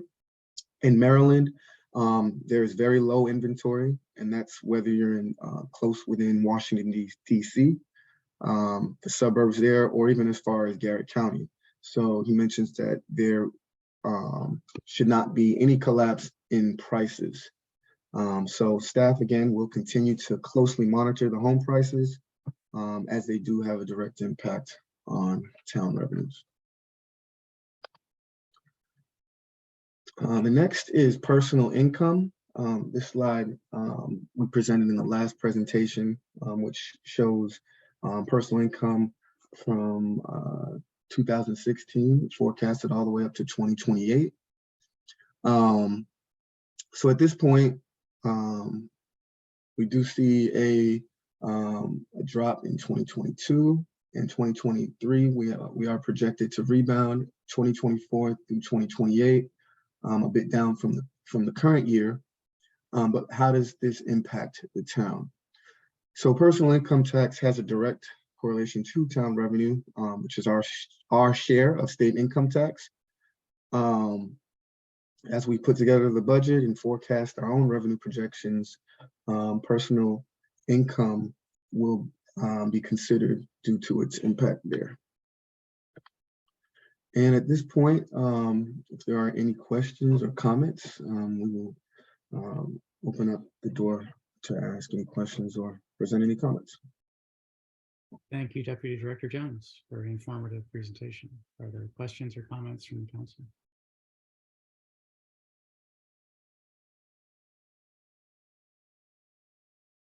Are there questions or comments from the public? Okay, thank you again, Deputy Director Jones. Appreciate the information. It helps us frame our upcoming discussions on the budget, of course, and thinking ahead a few years as to what might be seen. So thank you again. Thank you. So moving on the agenda, next item is the mayor's report. I'm keeping an eye on the clock and we'll try to be brief here. I will start as I often do with the COVID situation. COVID case rates seem relatively stable. They're still high. The case rates are high. The so-called community index or community rate, which takes into account hospitalizations, is I believe it dropped to low recently, at least in nearby counties, and so fewer people are hospitalized, even though there's a lot more cases going around than was true several years ago. So that's okay. Nationwide, deaths are still, to me, at what I view as a very unacceptable level of 3,000 to 4,000 a week, and that's 150 to 200,000 people a year. So, and that's not taking into account long COVID and the impacts on the immune system of COVID. So it's bad. Still, please try to be as careful as you can. I know that many people have work situations, have personal situations that don't allow them to isolate, to be as safe, and just do as best you can to stay safe. I spoke last week about the the murder of Tyre Nichols in Memphis, and said that I was going to be discussing with the town manager some things that we might do. I was heartened in some discussions this week to have my faith in the police department reinforced, and that they apparently are just as disgusted and angry about the situation as the rest of us are. And so I will continue having those discussions with the town manager. I understand he's planning some discussions with the leadership team, and hope we can move forward. But I am hopeful that things are going well in that area. We have a couple of things on the development and the legacy MUTC zone on the west side of town. We had a meeting, was it last week or this week? I guess it was last week, about the lofts. We had asked for several significant changes, and a lot of them appear to come through. There's still some details that are a little bit fuzzy, and we will be working with the developer to clarify those and move forward in some way on that project. So discussions are continuing, but many of the issues that we had raised about the mass and connectivity of the building with the existing neighborhood appear to have been addressed by the developer in their latest proposal. I received a phone call over the weekend, maybe it was late last week, that the other project in that part of town at the site of the current Chambers Funeral Home, another mixed-use apartment complex, that they will be coming before the Legacy Must-See Committee in March. So it may be that that money is tight and it's difficult to do things, but people sure seem to be interested in building apartment buildings in town. The last thing I'll touch on, and this is on our agenda later this evening, is the redistricting process. I first started collecting data and software and things like that for the redistricting process in August of 2021. So almost 18 months ago.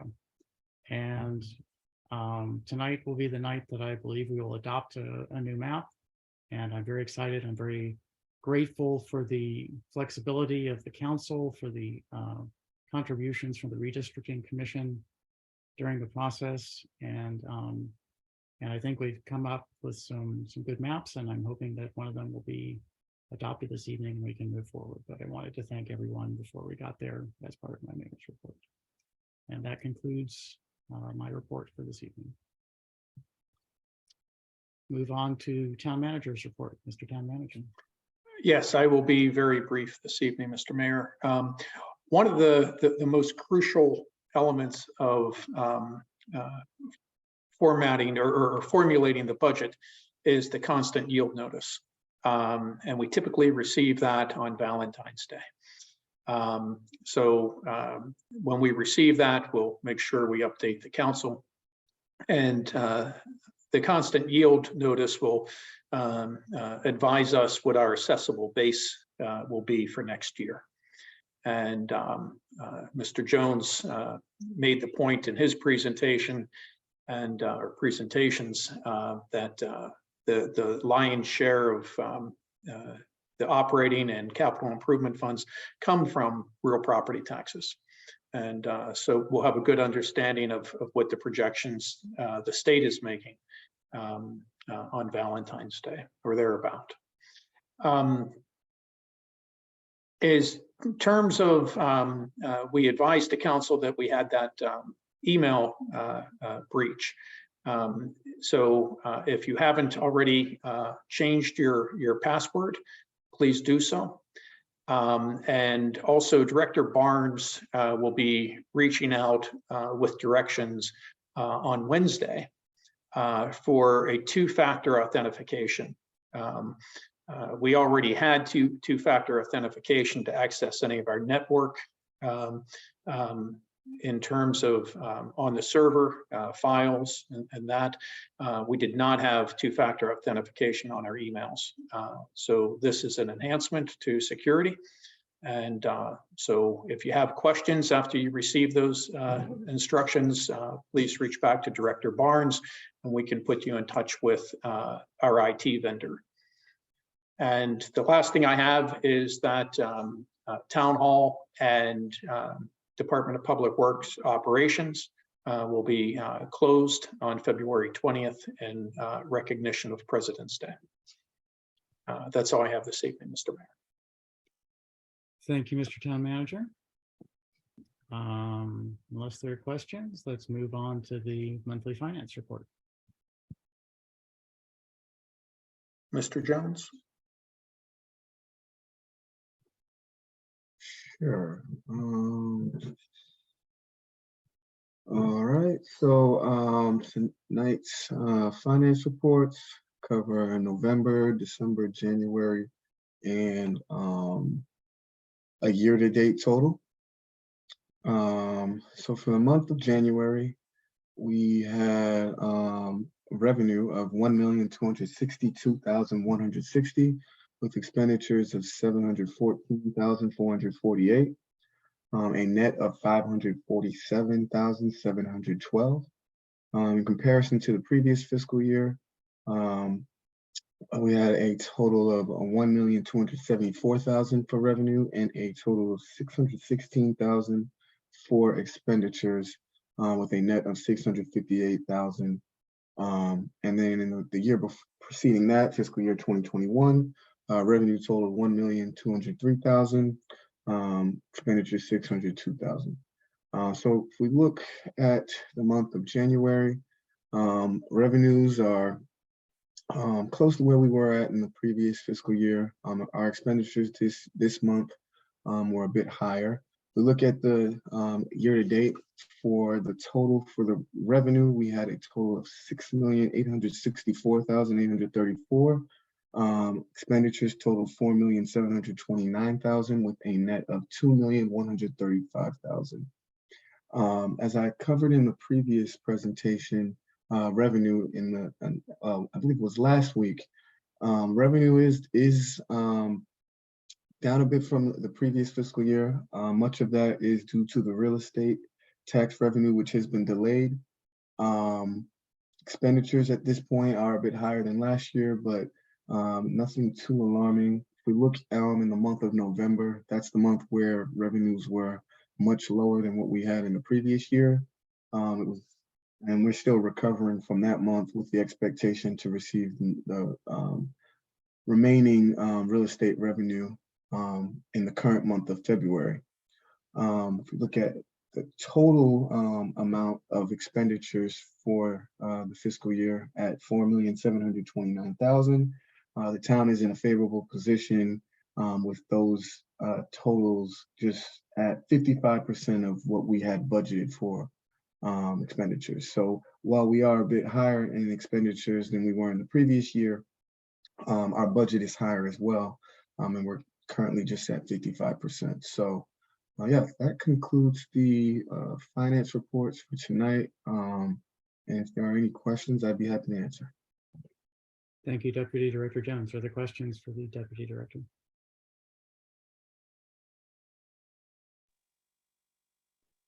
I take it these numbers are within what you were projecting they would be at this time of year? Yes, correct. Thank you. Any additional questions or comments?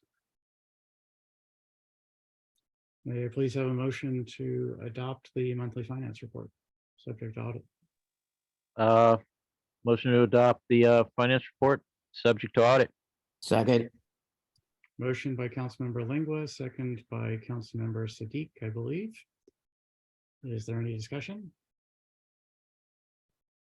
I'll do a roll call vote. Councilmember Smith, Ward 1. Aye. Councilmember Foe, Aye. Councilmember Lingua, Aye. Councilmember Siddiq, Aye. Councilmember Mejia. Aye. Thank you. And Councilmember Mayers is absent as previously discussed. Motion passes 5-0. Moving on to the correspondence summary. Everyone should have received that in their packets. Unless there are any items that would lead to a motion. So I'll give you a few seconds to scan. Then we should continue moving on.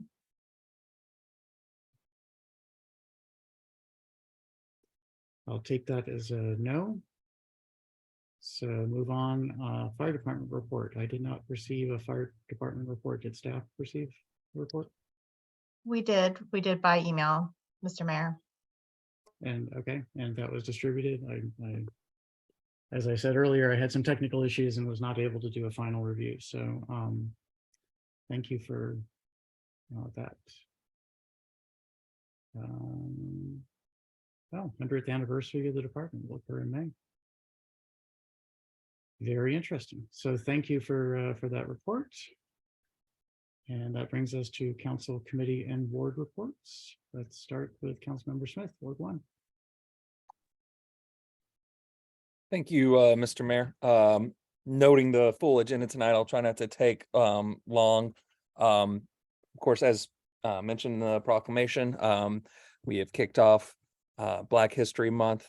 It's an important time for us to remember the contributions of Black Americans to our culture and our country, and learn about and note the litany of wrongs that have been done to Black people in this country and continue to happen. I do love that in our community, you know, a lot of times Black History Month is, you know, you hang up a picture of Martin Luther King and talk about Carter Woodson and whatever. And you do that for a few days and then you move on. But I do love that in our community, we are actually doing the work of educating, particularly around the museum and Plummer Park project that we got an update on. That's gonna, looks like it's going to be outstanding. So I'm glad that we are a community that values those things. Manifest Bread, still alive and kicking, of course, booming, in fact. They are looking forward to engaging a process to achieve outdoor dining as we get closer to the spring. And I know they have been in contact with the town manager and town staff and Director Shelton and everyone, and that they're doing everything they can to help facilitate that between the different regulatory bodies at the county and the town, et cetera. So looking forward to that. I know that we'll continue to help work with them on that. And hopefully we'll have some good sidewalk dining come spring in Town Center. And that's all I'll have for tonight, Mr. Mayor. Thank you. Thank you, Councilmember Smith. Councilmember Foe, Ward 2. Thank you very much, Mr. Mayor. I'll just hop on the heels of Councilmember Smith and say happy Black History Month to everyone. Moving to Riverdale Park, teaching at Carl Sandburg Middle School has been an incredible experience for me in the introduction of culture. Growing up in Western Pennsylvania, I lived in a predominantly white rural community, and it took me coming here professionally and personally to live in Riverdale Park to have this incredible experience. And I'm so grateful to be here. The theme for Black History Month this year is Black resistance, and living in Maryland, from Frederick Douglass to Harriet Tubman, we have some of the most remarkable historical figures that this country can claim. And I just want to put Adam Francis Plummer up there and remind everyone that in our own community, Adam and Emily Plummer intended on escaping Maryland, utilizing their marriage license. And I think that's just part of the history that we always need to remember.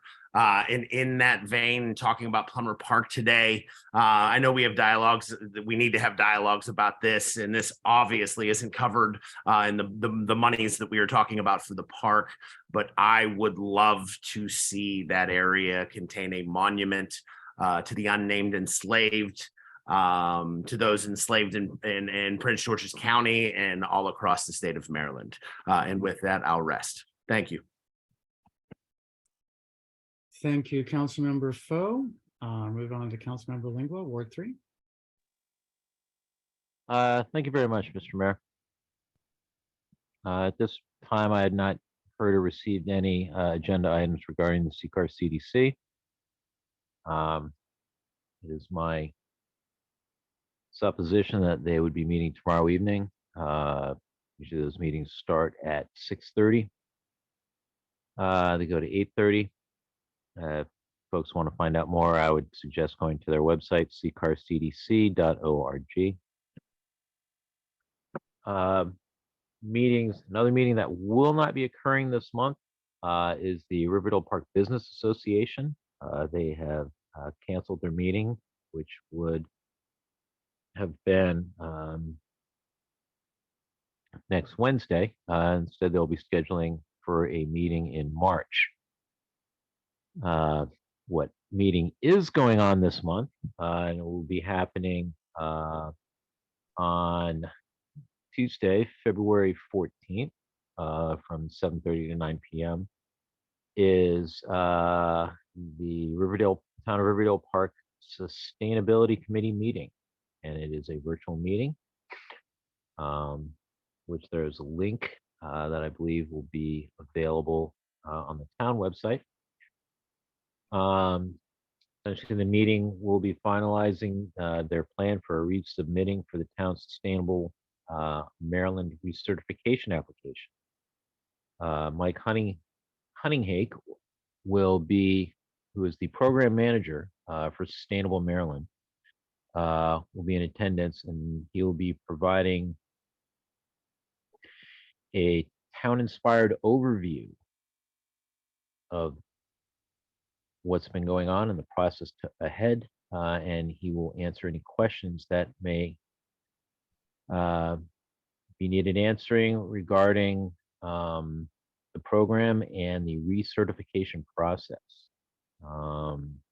And if at some point you have thought about getting involved with the Riverdale Park Green Team, this is a great opportunity to do so. This is a great meeting to come in on, to get to essentially familiarize and become a part of what is a very worthy process to help move forward projects in the town.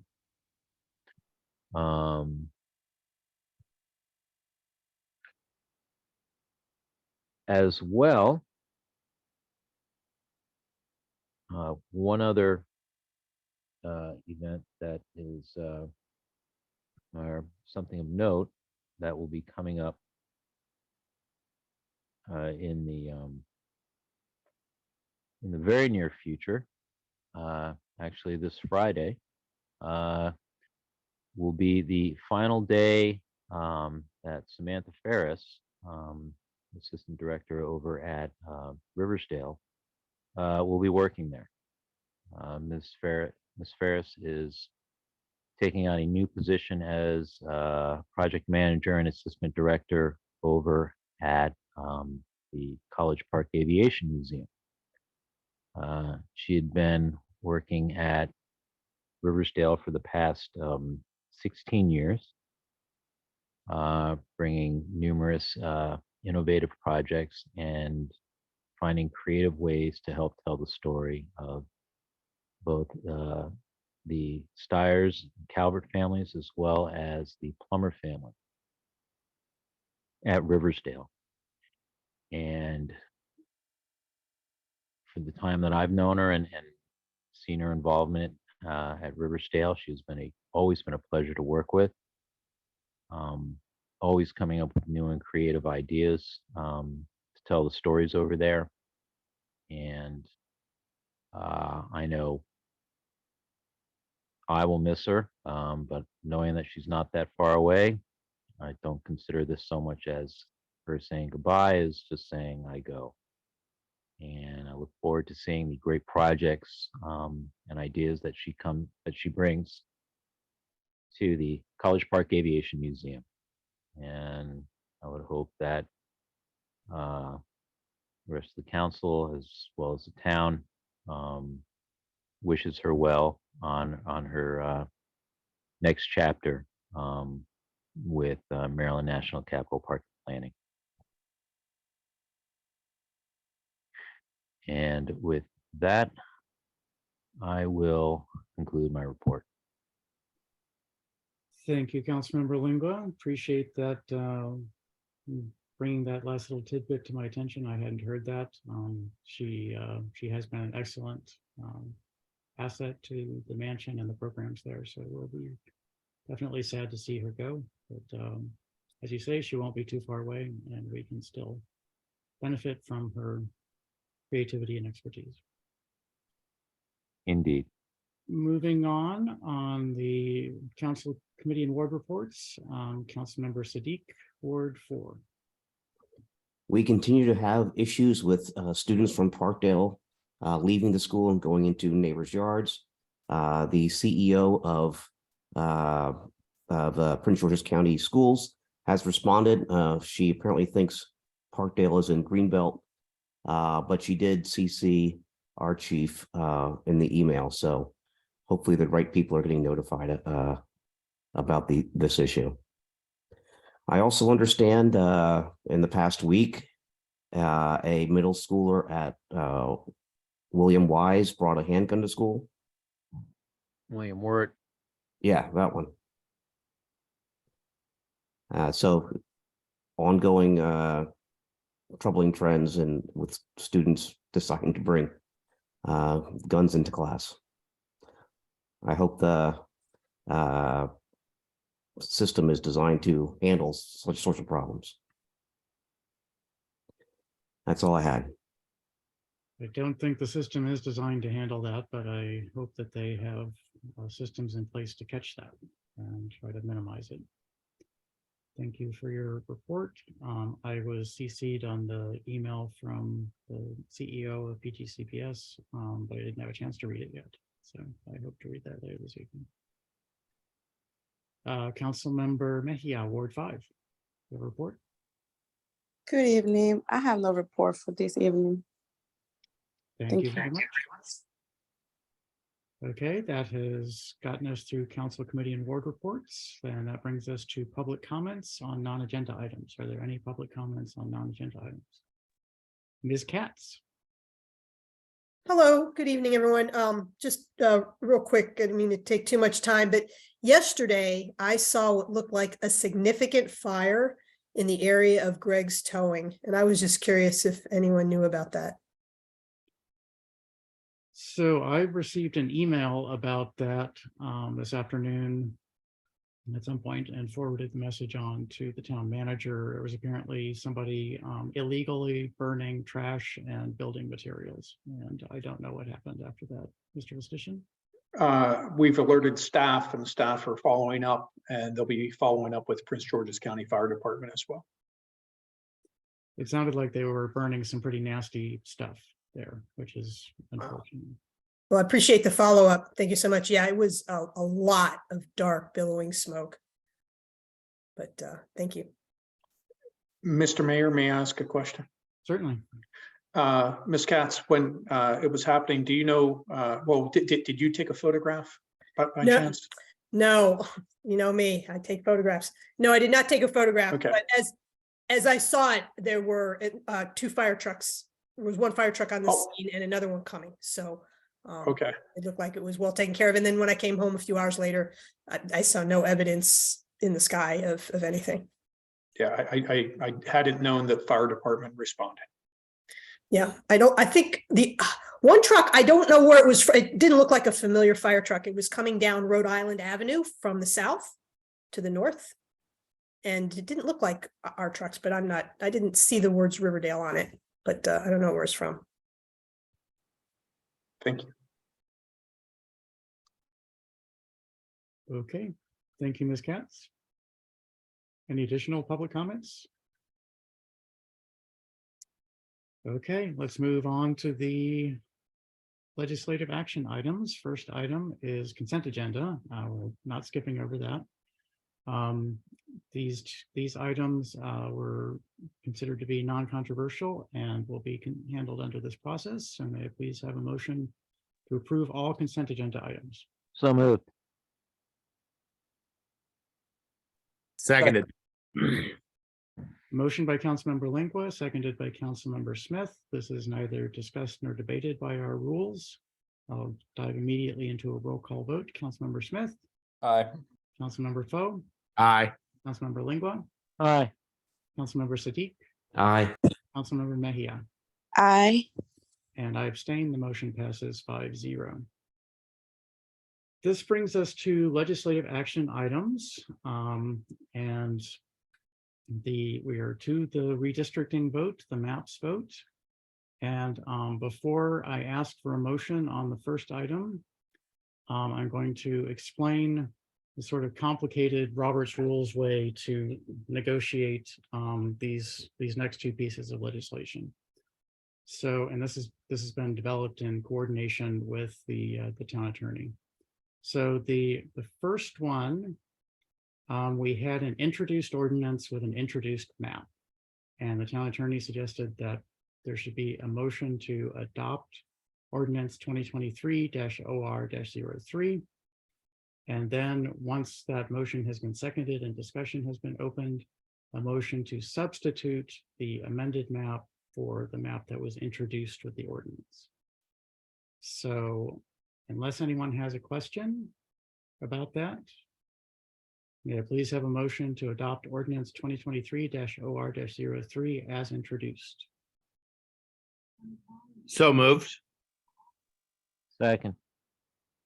Motion by Councilmember Foe, seconded by Councilmember Lingua to adopt ordinance 2023-OR-03 regarding ward boundaries as introduced. Unless there is discussion, may I please have a motion to replace the ward map with the legislative action item exhibit A, action item 1, exhibit A as amended? So moved. Second. Motion by Councilmember Foe and seconded by Councilmember Lingua to replace the map as introduced with the as amended map. Is there discussion of this motion to replace the map?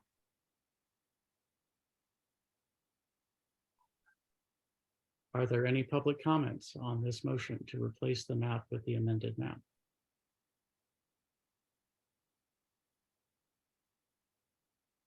Hearing none, I will do a roll call vote on this motion to replace the map with the amended map.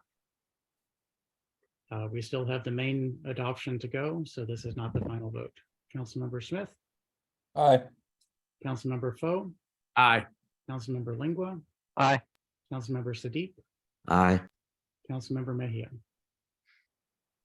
Aye. and I abstain. The motion to replace the map passes 5-0. So now we have the map as described in the memo, and the map as distributed with the meeting materials tonight. Is there discussion of this map? And motion to adopt? Mr. Mayor, Yes. just like to put on the record appreciation for yourself and the resident members of the redistricting commission that put all the work into this. I know it wasn't easy, and I know it was blown up sort of in the middle of the process. So thanks to everyone for contributing to our town in this way. Thank you. I actually think it was blown up 2 or 3 times, but we'll go with that. It was a lot of work, but I'm pleased with the outcome. Are there any public comments on the map? And can the map please be displayed during this discussion?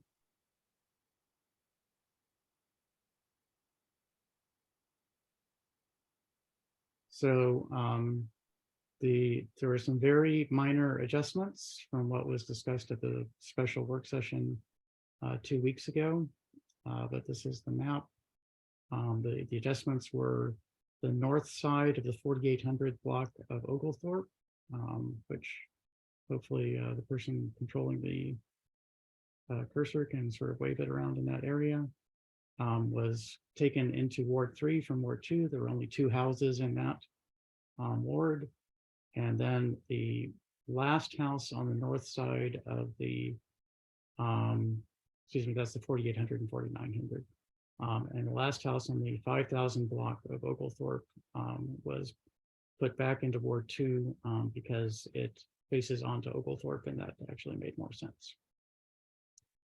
And those are all the changes from the work session 2 weeks ago, or, excuse me, on January 17th. Okay. I'm hearing no public comments, no council comments. Last chance. Any discussion? I will do a roll call vote. Councilmember Smith, Ward 1.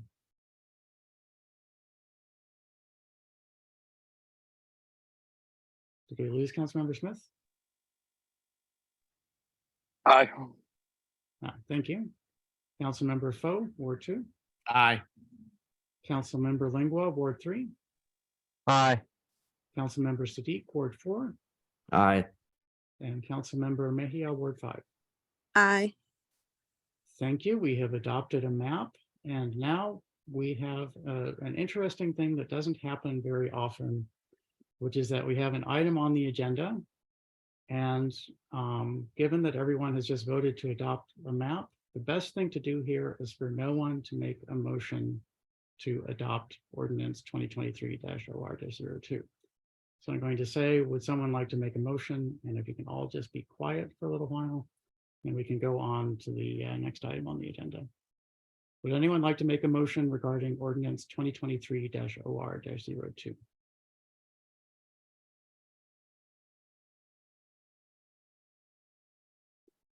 Going once. Going twice.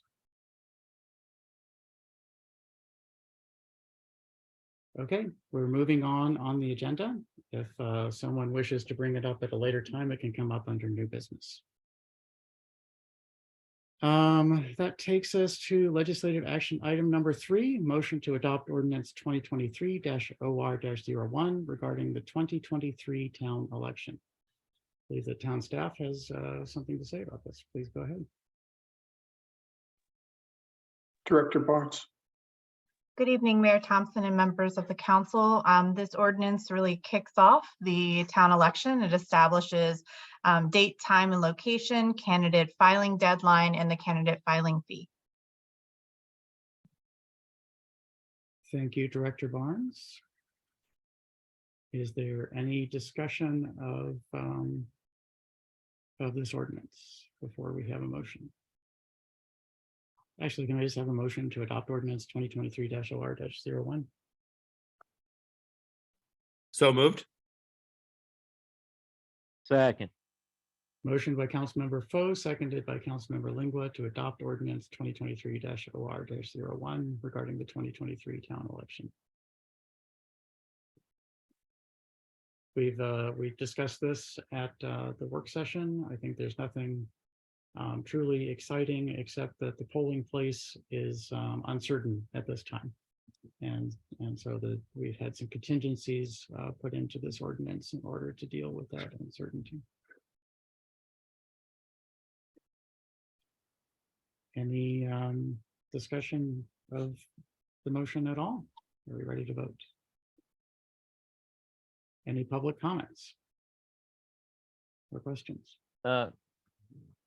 Mr. Mayor, Councilmember Lingua, go ahead. quick question regarding section 2. So the process will be a pure paper process. It's not going to be a paper ballot fill out and then read electronically. It will be, as it's been done in previous years, the paper ballot that's read electronically. It's an Oh, okay. optical scanner. Mhm, Oh, okay. So it will be scanned. Okay. certainly. I just wanted to be clear on what was being inferred by a paper ballot. Perhaps we should amend the election code to include discussion of how it's read out, but at the time being, it's just whether it's paper or not. Okay. Well, Okay, any as additional always, next questions? month. Yes. Any additional questions or comments from members of the council or members of the public? Hearing none, I'll do a roll call vote on the motion to adopt resolution 2023-OR-01. Councilmember Smith.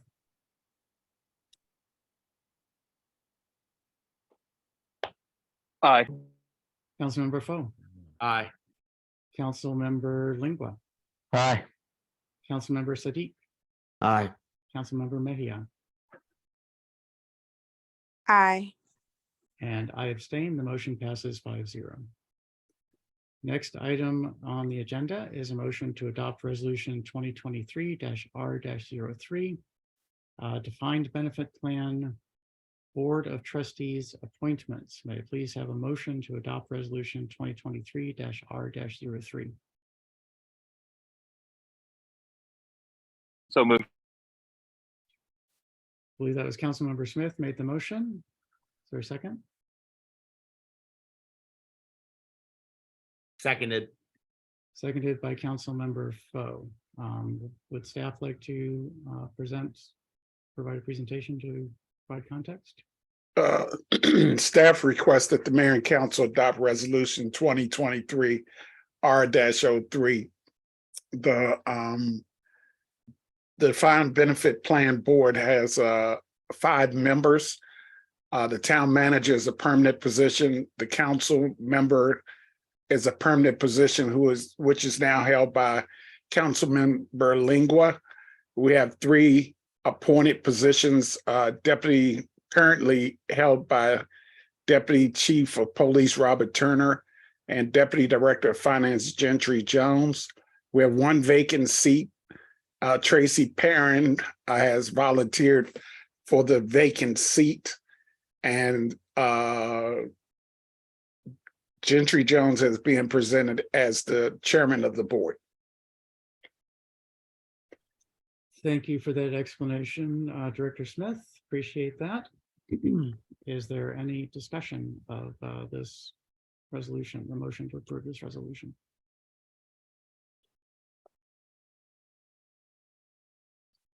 I will express my appreciation to all of the staff who have volunteered to be part of this. It's it's extra work and extra attention that's required, and I appreciate the interest that everyone has in doing this very important job. Okay, are there any public comments on this motion to create appointments to the defined benefit plan Board of Trustees? Seeing no indication of public comments, I'll do a roll call vote. Councilmember Smith, Aye. Councilmember Foe, Aye. Councilmember Lingua. Present. I'm going to take that as an abstain. Councilmember Siddiq Aye. and Councilmember Mejia. Aye. And I abstain. The motion passes 4-0-2. I'll just go ahead and count the abstentions in the remarks. If I may have the indulgence of the council, I would actually like to swear the members of the board, who I believe are all here, into their positions. And I'm going to have to read the oath of office off the screen because I don't think I have a document with it in it. So don't scroll too far away. Members of the future members of the board, please prepare to say the. Well, let's do this separately. Let's start with Mr. Jones, Deputy Director Jones, since he's the chair. We'll have him sworn in as the chair. Deputy Director Jones, do you prefer swearing or affirming? I could affirm. Okay.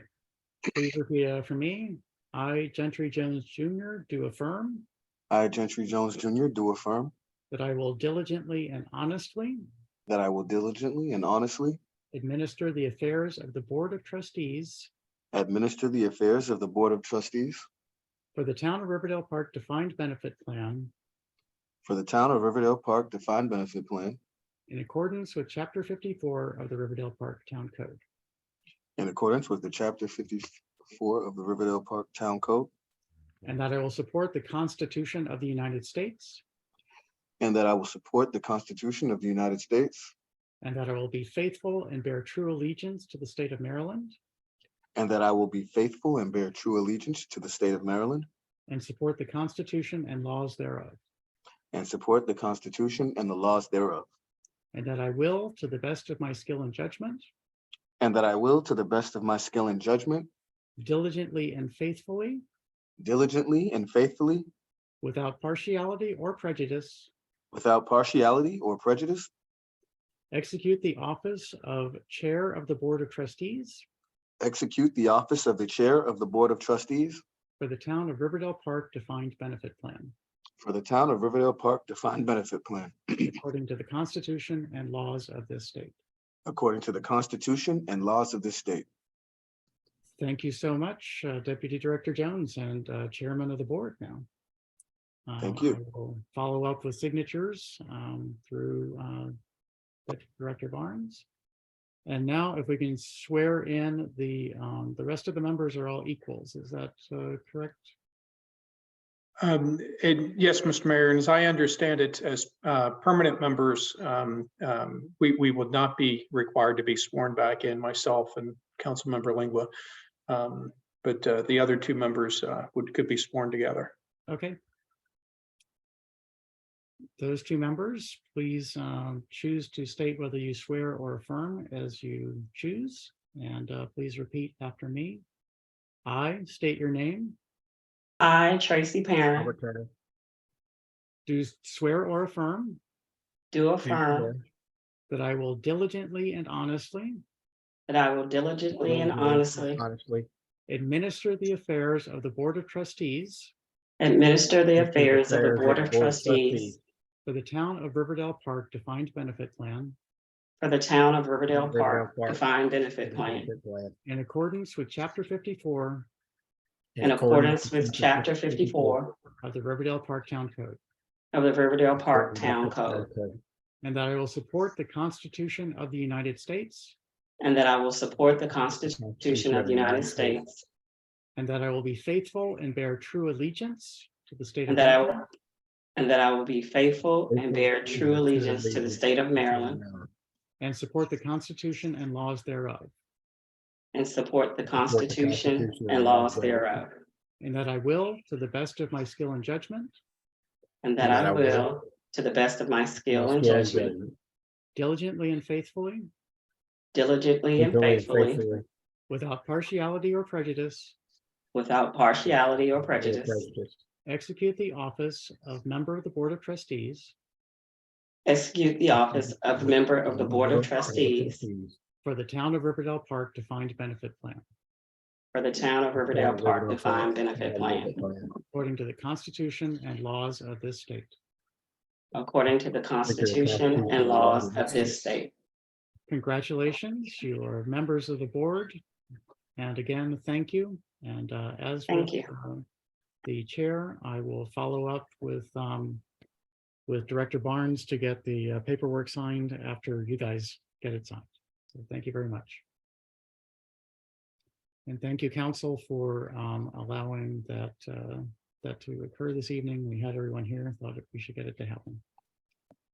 Next item on the agenda is a motion to adopt resolution 2023-R-05, acquisition of vehicles, suspension of competitive bidding. I think we should probably listen to the staff description of this before the motion. Staff, can you please provide a report? Director Lewis and Shelton. Sure. Good evening again. Staff is requesting mayor and council approval of resolution 2023-R-5 regarding the suspension of competitive bidding for the purchase of vehicles. As mentioned in last week's work session, council has twice authorized the suspension in light of ongoing supply chain issues for vehicles in a very tight market for purchasing vehicles, and then the need to move quickly on purchases when opportunities arise. The last authorization expired December 31st before staff could find vehicles to purchase. This authorization would keep in place 3 conditions that were in place for previous suspensions. They are: the purchase of vehicles must meet the vehicle specifications described in Exhibit 1 of the resolution. Please note that Exhibit 1 was modified from last week to include the option of electric sports utility vehicles for neighborhood services, as Mr. Shelton mentioned earlier this evening. I don't know if you want to add to that, Mr. Shelton. The market for the electric pickup trucks in general was not what was predicted at the budget planning process, and so it's believed that the electric sports utility vehicles will be much easier to obtain, and the absence of a cab would not negatively impact neighborhood services significantly. So it's suggested that we are flexible and also pursue the electric sports utility vehicles to increase our chances of finding the appropriate vehicles. Okay, the second condition requires that the cumulative cost of all vehicle purchases cannot exceed the amount appropriated in the approved CIP. And lastly, that the cost for any one vehicle shall not exceed $125,000. Thank you. Thank you.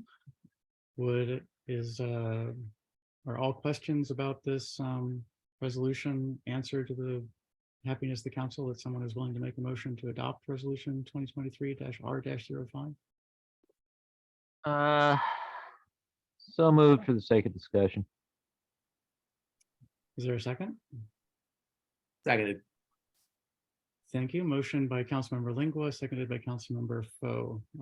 See, a member of the public has a question, but I'll allow council to have questions and discussions first. Are there any council? Yes, Mr. Mayor, if I may. Please. Yeah, regarding the change in vehicles and going with the alternative choice SUVs that you were looking to pick up, are these vehicles going to be able to carry out the same scope of work that you're hoping to be able to accomplish? Yes, they will. The idea was that on rare occasion, neighborhood services was put in the position where they would have to put large items into their vehicles, and the availability of a cab in the back from a pickup truck would make this a little bit easier. But after speaking with neighborhood services staff members, this does not happen often enough that it would be an issue in order to switch to sports utility vehicles. In fact, they currently use SUVs for surveying the town, and they do not have any significant issues. Okay, so essentially what you were saying with the other vehicle was a 5% contingency of something of a use being needed, Perhaps even less, but perhaps even less. Which is something that if we're a public works truck available to the department, that could be easily used as well. Yes. Okay, thank you. Councilmember Smith, your hand is up. Please speak. Thank you, Mr. Mayor. Mr. Shelton, is there a designated make or a vehicle that we have our eye on here? there are a couple of common brands that we're looking into, of both Ford and Chevrolet. Both have well-established electric SUVs. So those are the primary ones that I was looking into, but we were exploring all of our options. So it sounds like the primary options right now are American-made vehicles built with union labor. Yes, indeed. All right. Thank you very much, Mr. Sheldon. Thank you, Councilmember Smith. Are there any additional council comments or questions before I move on to the public questions and comments? I'm seeing no hands, so Ms. Katz, please go ahead. Thank you. I just wanted to say I'd like our town to make 100% commitment to purchase more sustainable vehicles, electric and hybrid, starting now.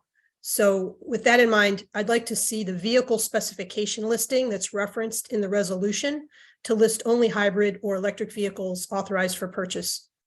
And also I'd like to mention House Bill, the State Bill 550, the Clean Energy and Transportation Act, which is proposed legislation to bolster incentives for electric, medium, and heavy-duty trucks and charging stations.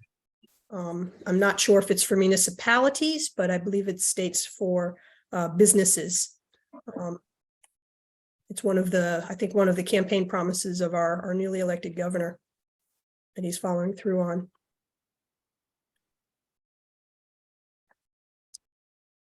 Okay, can whoever is controlling the display please scroll down to the listing of specifications?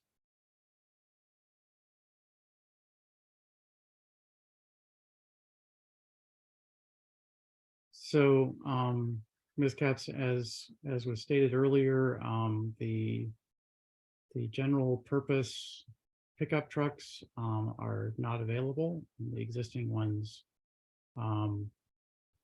are aged and in need of very quick replacement. And so I believe that the council would, well, I'll just state that. And if we could scroll down to the neighborhood services vehicles. So your suggestion would be to remove everything except the electric hybrid gas electric sports utility vehicles from this list. Is that correct? Yes, I'd also like to point out consideration that the heavy duty trucks as well with the diesel and gas. I'm assuming that a purchased vehicle that we purchased was expected to last at least 10 years. Is that a right assumption for what we've done or what we expect in the future? Round numbers, that's correct, yes. So I'm imagining a heavy duty truck, diesel or gas being purchased now that we're going to have for 10 years. And it just concerns me that municipalities around us have made quite a bit of progress in electrifying their fleets. And especially with this new proposed legislation, that we're really going to be out of touch 10 years from now with what we're maintaining. And really that the time is now, I think, to change that focus on what we're looking to do.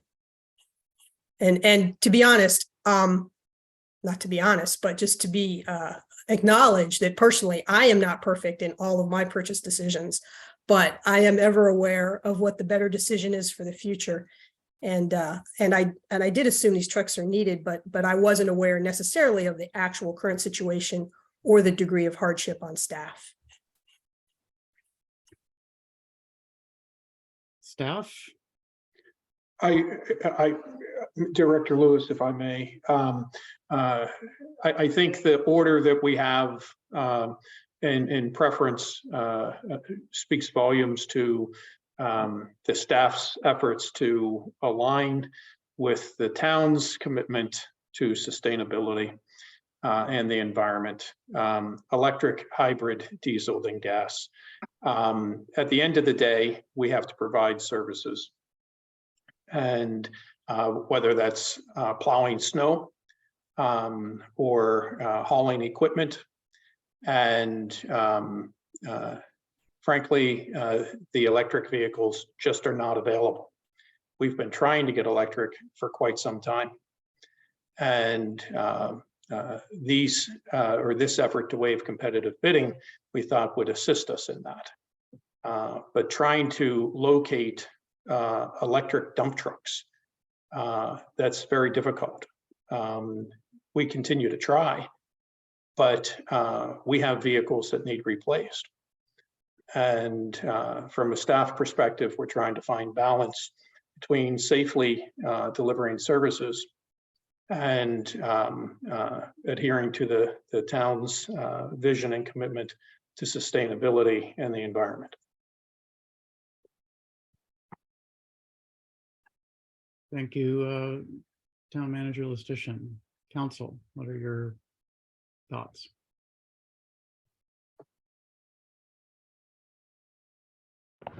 Mr. Mayor, if I may. Please.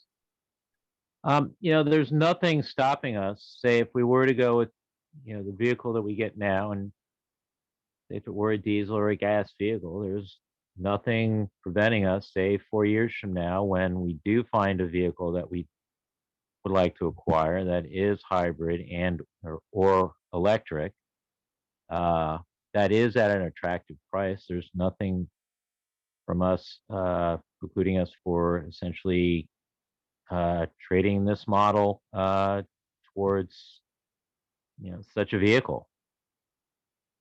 Is there? Nope. There's some few hoops to jump through for disposing of the current vehicle, but we've done that many times with police vehicles that I can remember. Right. That's what I was thinking, because there was a time when we were essentially recycling,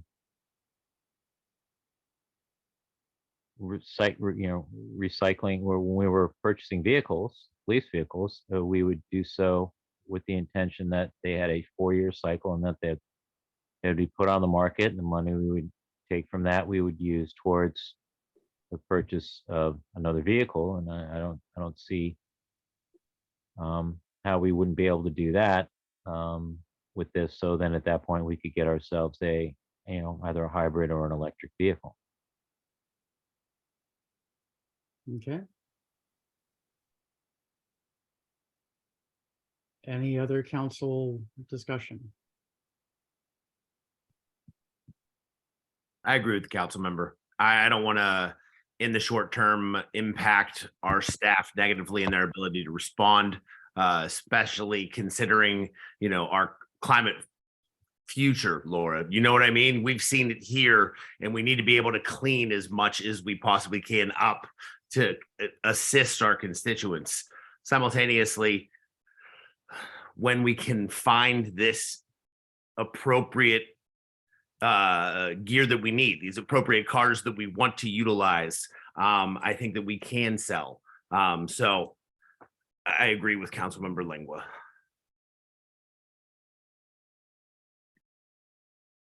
Can staff speak to the just for the neighborhood services vehicles, both the availability of these electric SUVs and to the condition of the current vehicles? Yes, I'm trying to remember the year of the current vehicles. You're actually 2010 and 2013. Thank you, Heidi. Thank you, Director Lewis. They are approximately 10 years old, and the availability. Forgive me, Mr. Mayor. What was the question? What's the availability of the electric SUVs?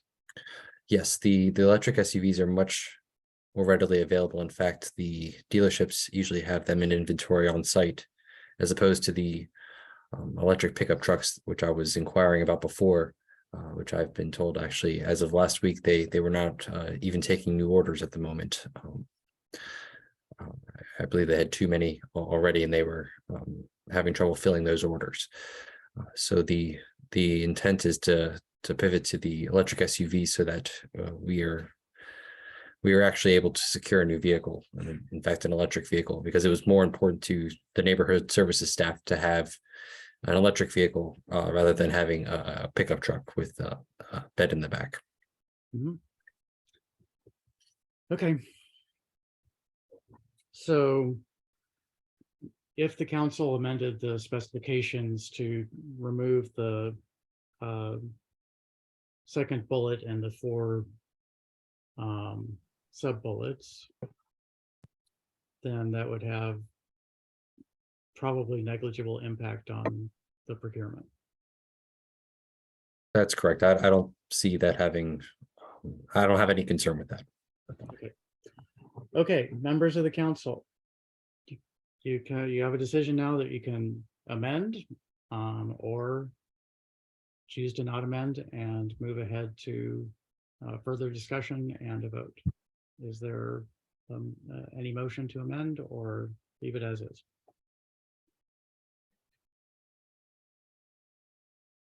Mr. Mayor? Yes. Would move that we amend this motion to remove all but the electric and hybrid options for vehicles.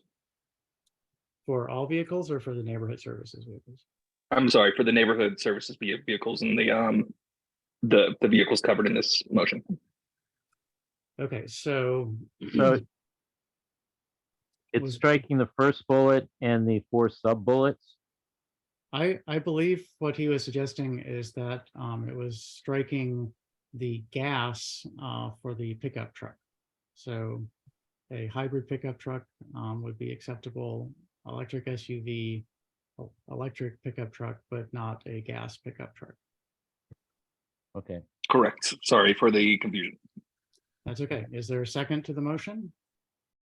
So the amendment is striking the second and the 4 sub pickups, correct? The amendment is striking the word gas in the second bullet under neighborhood services. It's striking the word gas. Okay, second. Did I get that correctly, Councilmember Smith? Yes, thank you, Mr. Mayor. Okay, we have a motion on the floor to strike the word gas under neighborhood services vehicles, second bullet under specifications. Is there a discussion of this motion? Mr. Mayor? Yes. Would just note that as someone who has been on the waiting list for an F-150 Lightning for about 16 months now, with no end in sight, the odds of us finding an electric pickup truck with a bed and all are slim to none, I would say, in the next 12 to 18 months from what I've read. So would just appreciate the work of staff on this and look forward to making our fleet more sustainable in our town. Okay, thank you. Any additional council comments on this this motion to amend? So we have a motion on the floor to amend the specifications to strike the word gas under neighborhood services vehicles.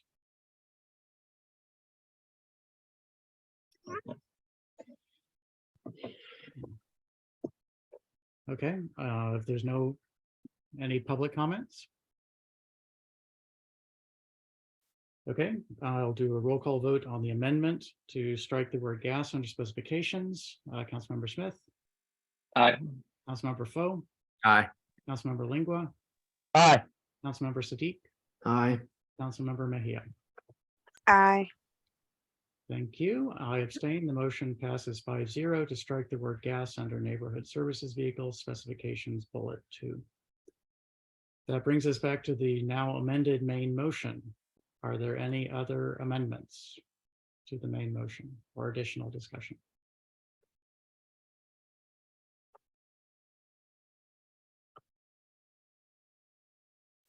Hearing none, are there any additional public comments? Okay, I'll move to a roll call vote to the main motion as amended. Councilmember Smith. Aye. Councilmember Foe, Aye. Councilmember Lingua, Aye. Councilmember Siddiq, Aye. Councilmember Mejia. Aye. And I abstain. The motion passes 5-0. That brings us to legislative action item number 6, motion to approve the affirmation of the quiet zone 140905K Queensbury Road. May I please have a motion to approve the affirmation?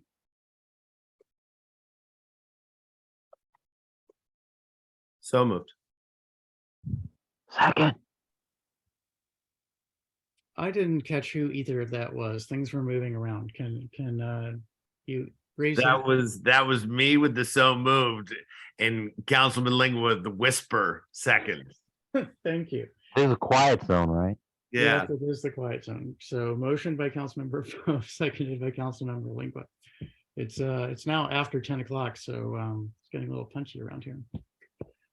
Is there discussion of the motion? Actually, can staff provide a little background for the council and anyone watching out in the world?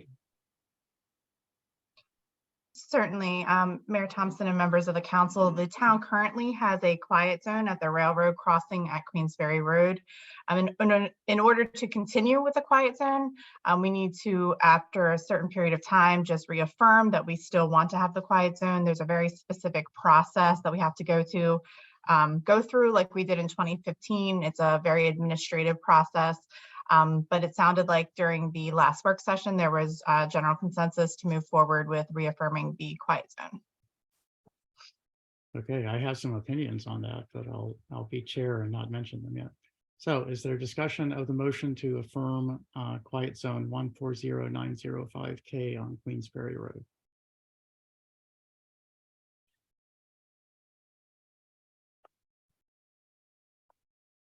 Are there any public comments?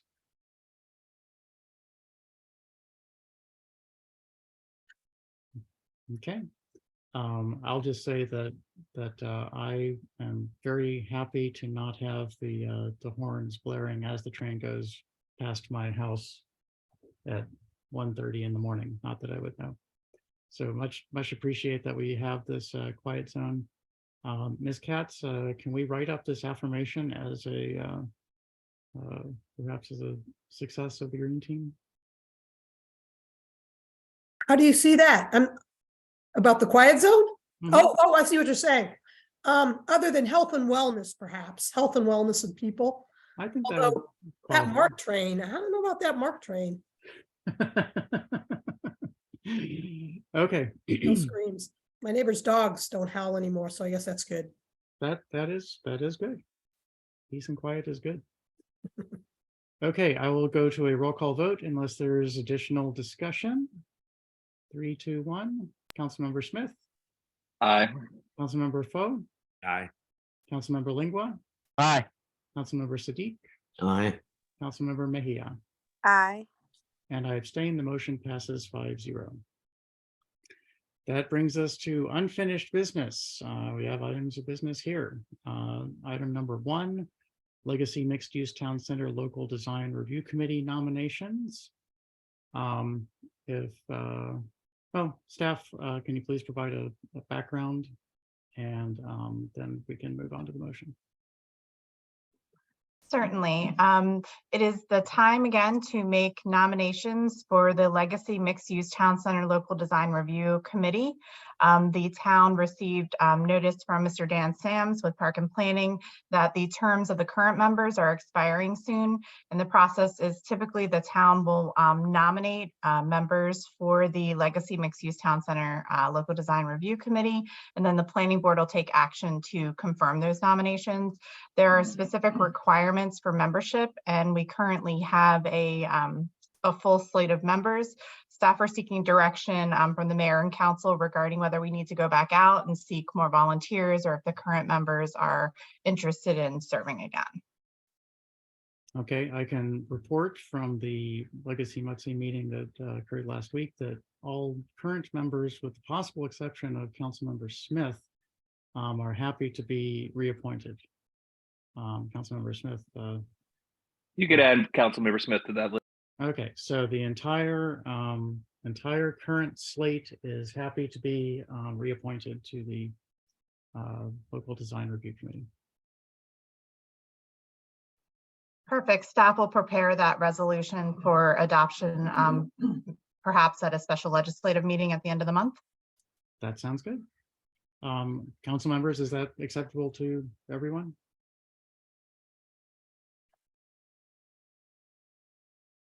I think we have a really really good local design review committee right now, and I would like to keep them. Agreed.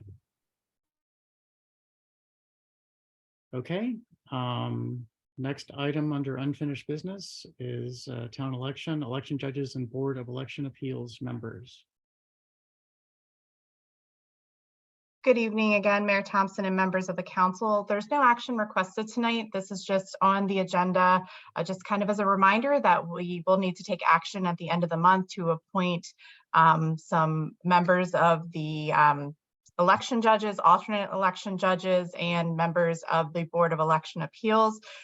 We've been putting out some information soliciting volunteers. We have received 2 responses today, and Councilmember Foe provided 2 other names. So we are on our way to getting a pool of volunteers for all 3 of those positions. Fantastic. And are there ward residency requirements for those? So not for the election judges, because we have that Board of Elections already. And then we'll have, of course, I think it's 3 other positions and then 4 alternates. But the Board of Election Appeals still does reference that each council member has an appointment for their ward. Okay, and so those would presumably be in the new wards or in the existing wards? Certainly. So that's a good question. I think that we would have to clarify with the town attorney. I would say I have to think about that. Let me think about that one a little bit. We've added a little wrinkle with redistricting this time around. So yes, it's a fortunately just once every 10 years wrinkle, but that question came to mind. Okay, well, let's move forward with that. If members of the council can and staff can work to find volunteers for those slots, then that would be fantastic. Any council discussion for this item? Okay, let's move on to new business, unless there are any other items of unfinished business. One item under new business, property maintenance code, flood protection for rental properties. Staff. Yes, good evening, Mayor and Council. The town has suffered quite a number of severe floods, at least in my tenure here, since 2020, and staff believe that it would be prudent to establish an ordinance to assist our residents, not only those who own their property, but those who are renting as well, and also just to have a chapter of the town code that is devoted specifically to stormwater. The town has an emergency repair grant to help those who've experienced severe flooding if they own their property and they're making the repairs on their own property. But usually those who are renting their property and are suffering damages from severe flooding are not able to benefit from this program. So staff have proposed this new draft ordinance to help those who are renting in town and are also still vulnerable to flooding. The draft ordinance would require first that nobody may place any matter in a way that obstructs the flow of water through a water channel. And in addition to that, and primarily, the chapter would require that rental properties receive an evaluation if they are located in a flood hazard zone as designated by the county or have experienced flooding since 2010. A licensed civil engineer would determine if the property is suitable for installation of essential upgrades, including floodproofing windows, doorways, basements, utilities, modifying topography, installing landscaping, or other floodproofing measures. After considering the engineer's recommendations, staff will contact the owner of the property about the engineer's suggestions and determined which items are required to be implemented as a condition of the issuance of the license. Staff will work with the property owners and speak with them about the flood prevention and damage mitigation program to help cover the cost of these flood proofing implementations. And staff also understand that the cost of the assessment itself may be an obstacle, and we are working to create a grant program to assist with covering this cost.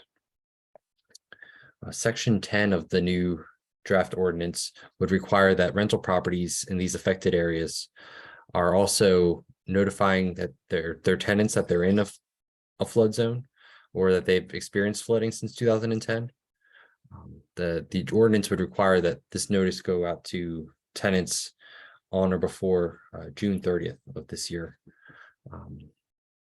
As for the other implementation of the floodproofing measures, this would be a precondition of the issuance of the 2024 rental license. And the 2024 rental licenses applications are due in the end of June, early July of this year.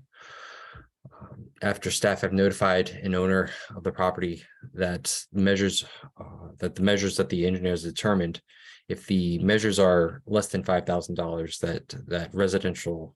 the rental property owner would have until June 30th, 2024 to complete the improvements. And if they are greater than 5,000, then the property owner would have until June 30th of 2025. Until those measures are implemented, a conditional license will be issued, and then the conditions would be removed and a final rental license issued after the property has met the conditions, has made the improvements determined by the assessment provided by the civil engineer. And then the violation for the municipal infraction punishable by fining the amount of $500 for the first offense and $1,000 for the second offense. Each day the violation continues is a separate offense. Are there questions about this proposed ordinance? Council members? Mr. Mayor, if I may. Please. Wasn't sure if I heard right or not. Would this also include properties either owner occupant present or in absentia to Airbnbs?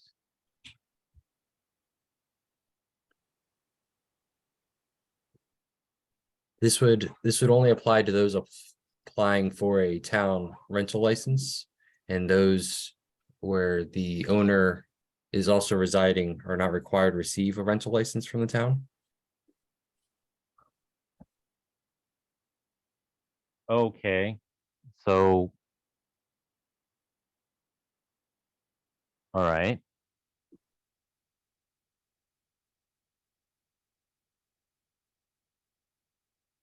And the town does not regulate short-term rentals. The county has a program to regulate the short-term rentals. Okay. So that's also not covered by a rental license and would not be covered by this legislation.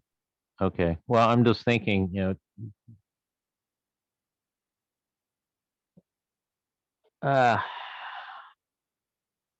okay, It's something we certainly can explore whether or not we could have some sort of a mechanism to learn about Airbnbs. yeah, it's just, The county is, I believe, supposed to report to us, but I don't believe we've ever received a report from them.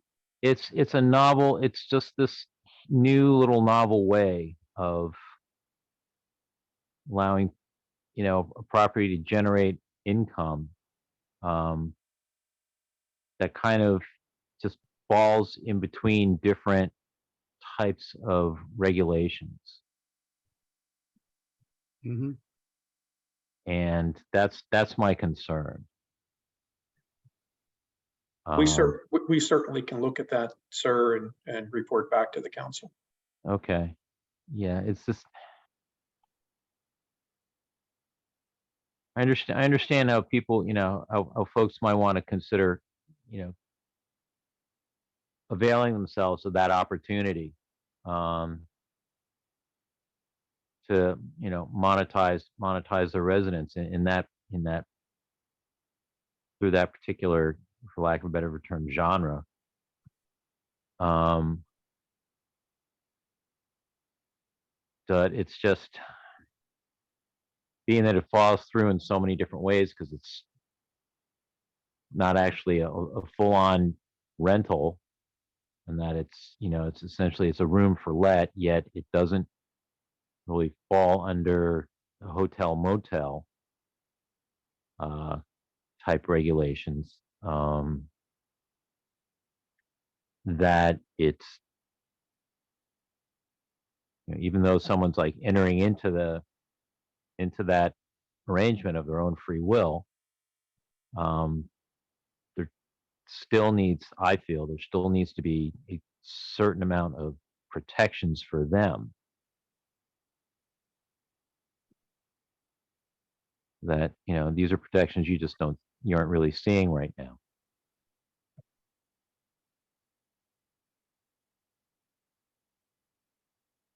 So that's my thinking on it. Thank you, Councilmember. Are there comments from other council members?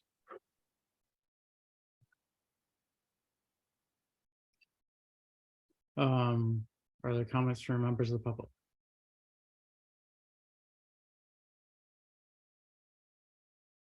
I have one question, which is whether staff has determined both the cost and the availability of such a survey by a licensed civil engineer. Just, seeing how difficult this is going to be, how burdensome it would be to the rental owners, and just be interested to know that.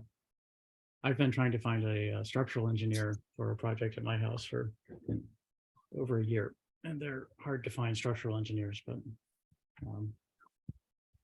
the civil engineers, I'm not sure. Staff can certainly look into this and provide updated information on that at the next council meeting. Sounds good.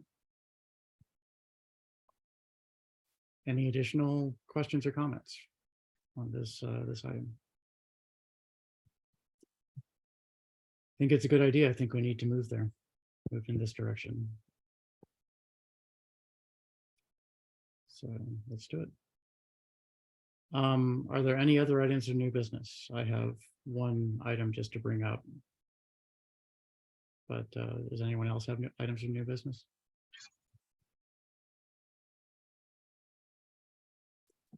Seeing none,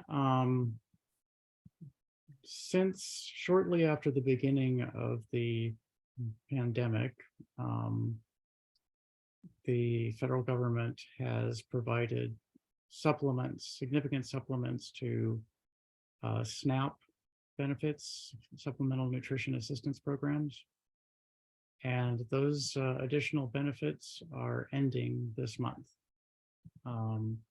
The Consolidated Appropriations Act of 2023 recently passed by Congress, ends these emergency allotments after February 2023 SNAP benefits are issued. So I think we may have some more hungry people in town. I'm not sure what the reduction in those benefits is, but I believe it was significant. So just a heads up that that may be coming.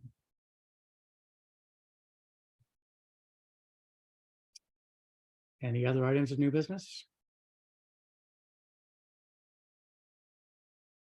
Hearing none, may I have a motion to adjourn? So moved. Is there a second? I am likewise so moved. Motion by Councilmember Foe, second by Councilmember Smith, neither discussed nor debated. Roll call vote. Councilmember Smith, Aye. Councilmember Foe, Aye. Councilmember Lingua, Aye. Councilmember Sadiq, Aye. Councilmember Mejia. Aye. And I abstain. The motion passes 5-0. We are adjourned at 10:24 p.m. Thank you all very much for a very productive meeting. And I'm almost done with redistricting. Just have to get the maps, final maps to and data dump to the town. Thank you all. Night, everybody. Thank you and good night.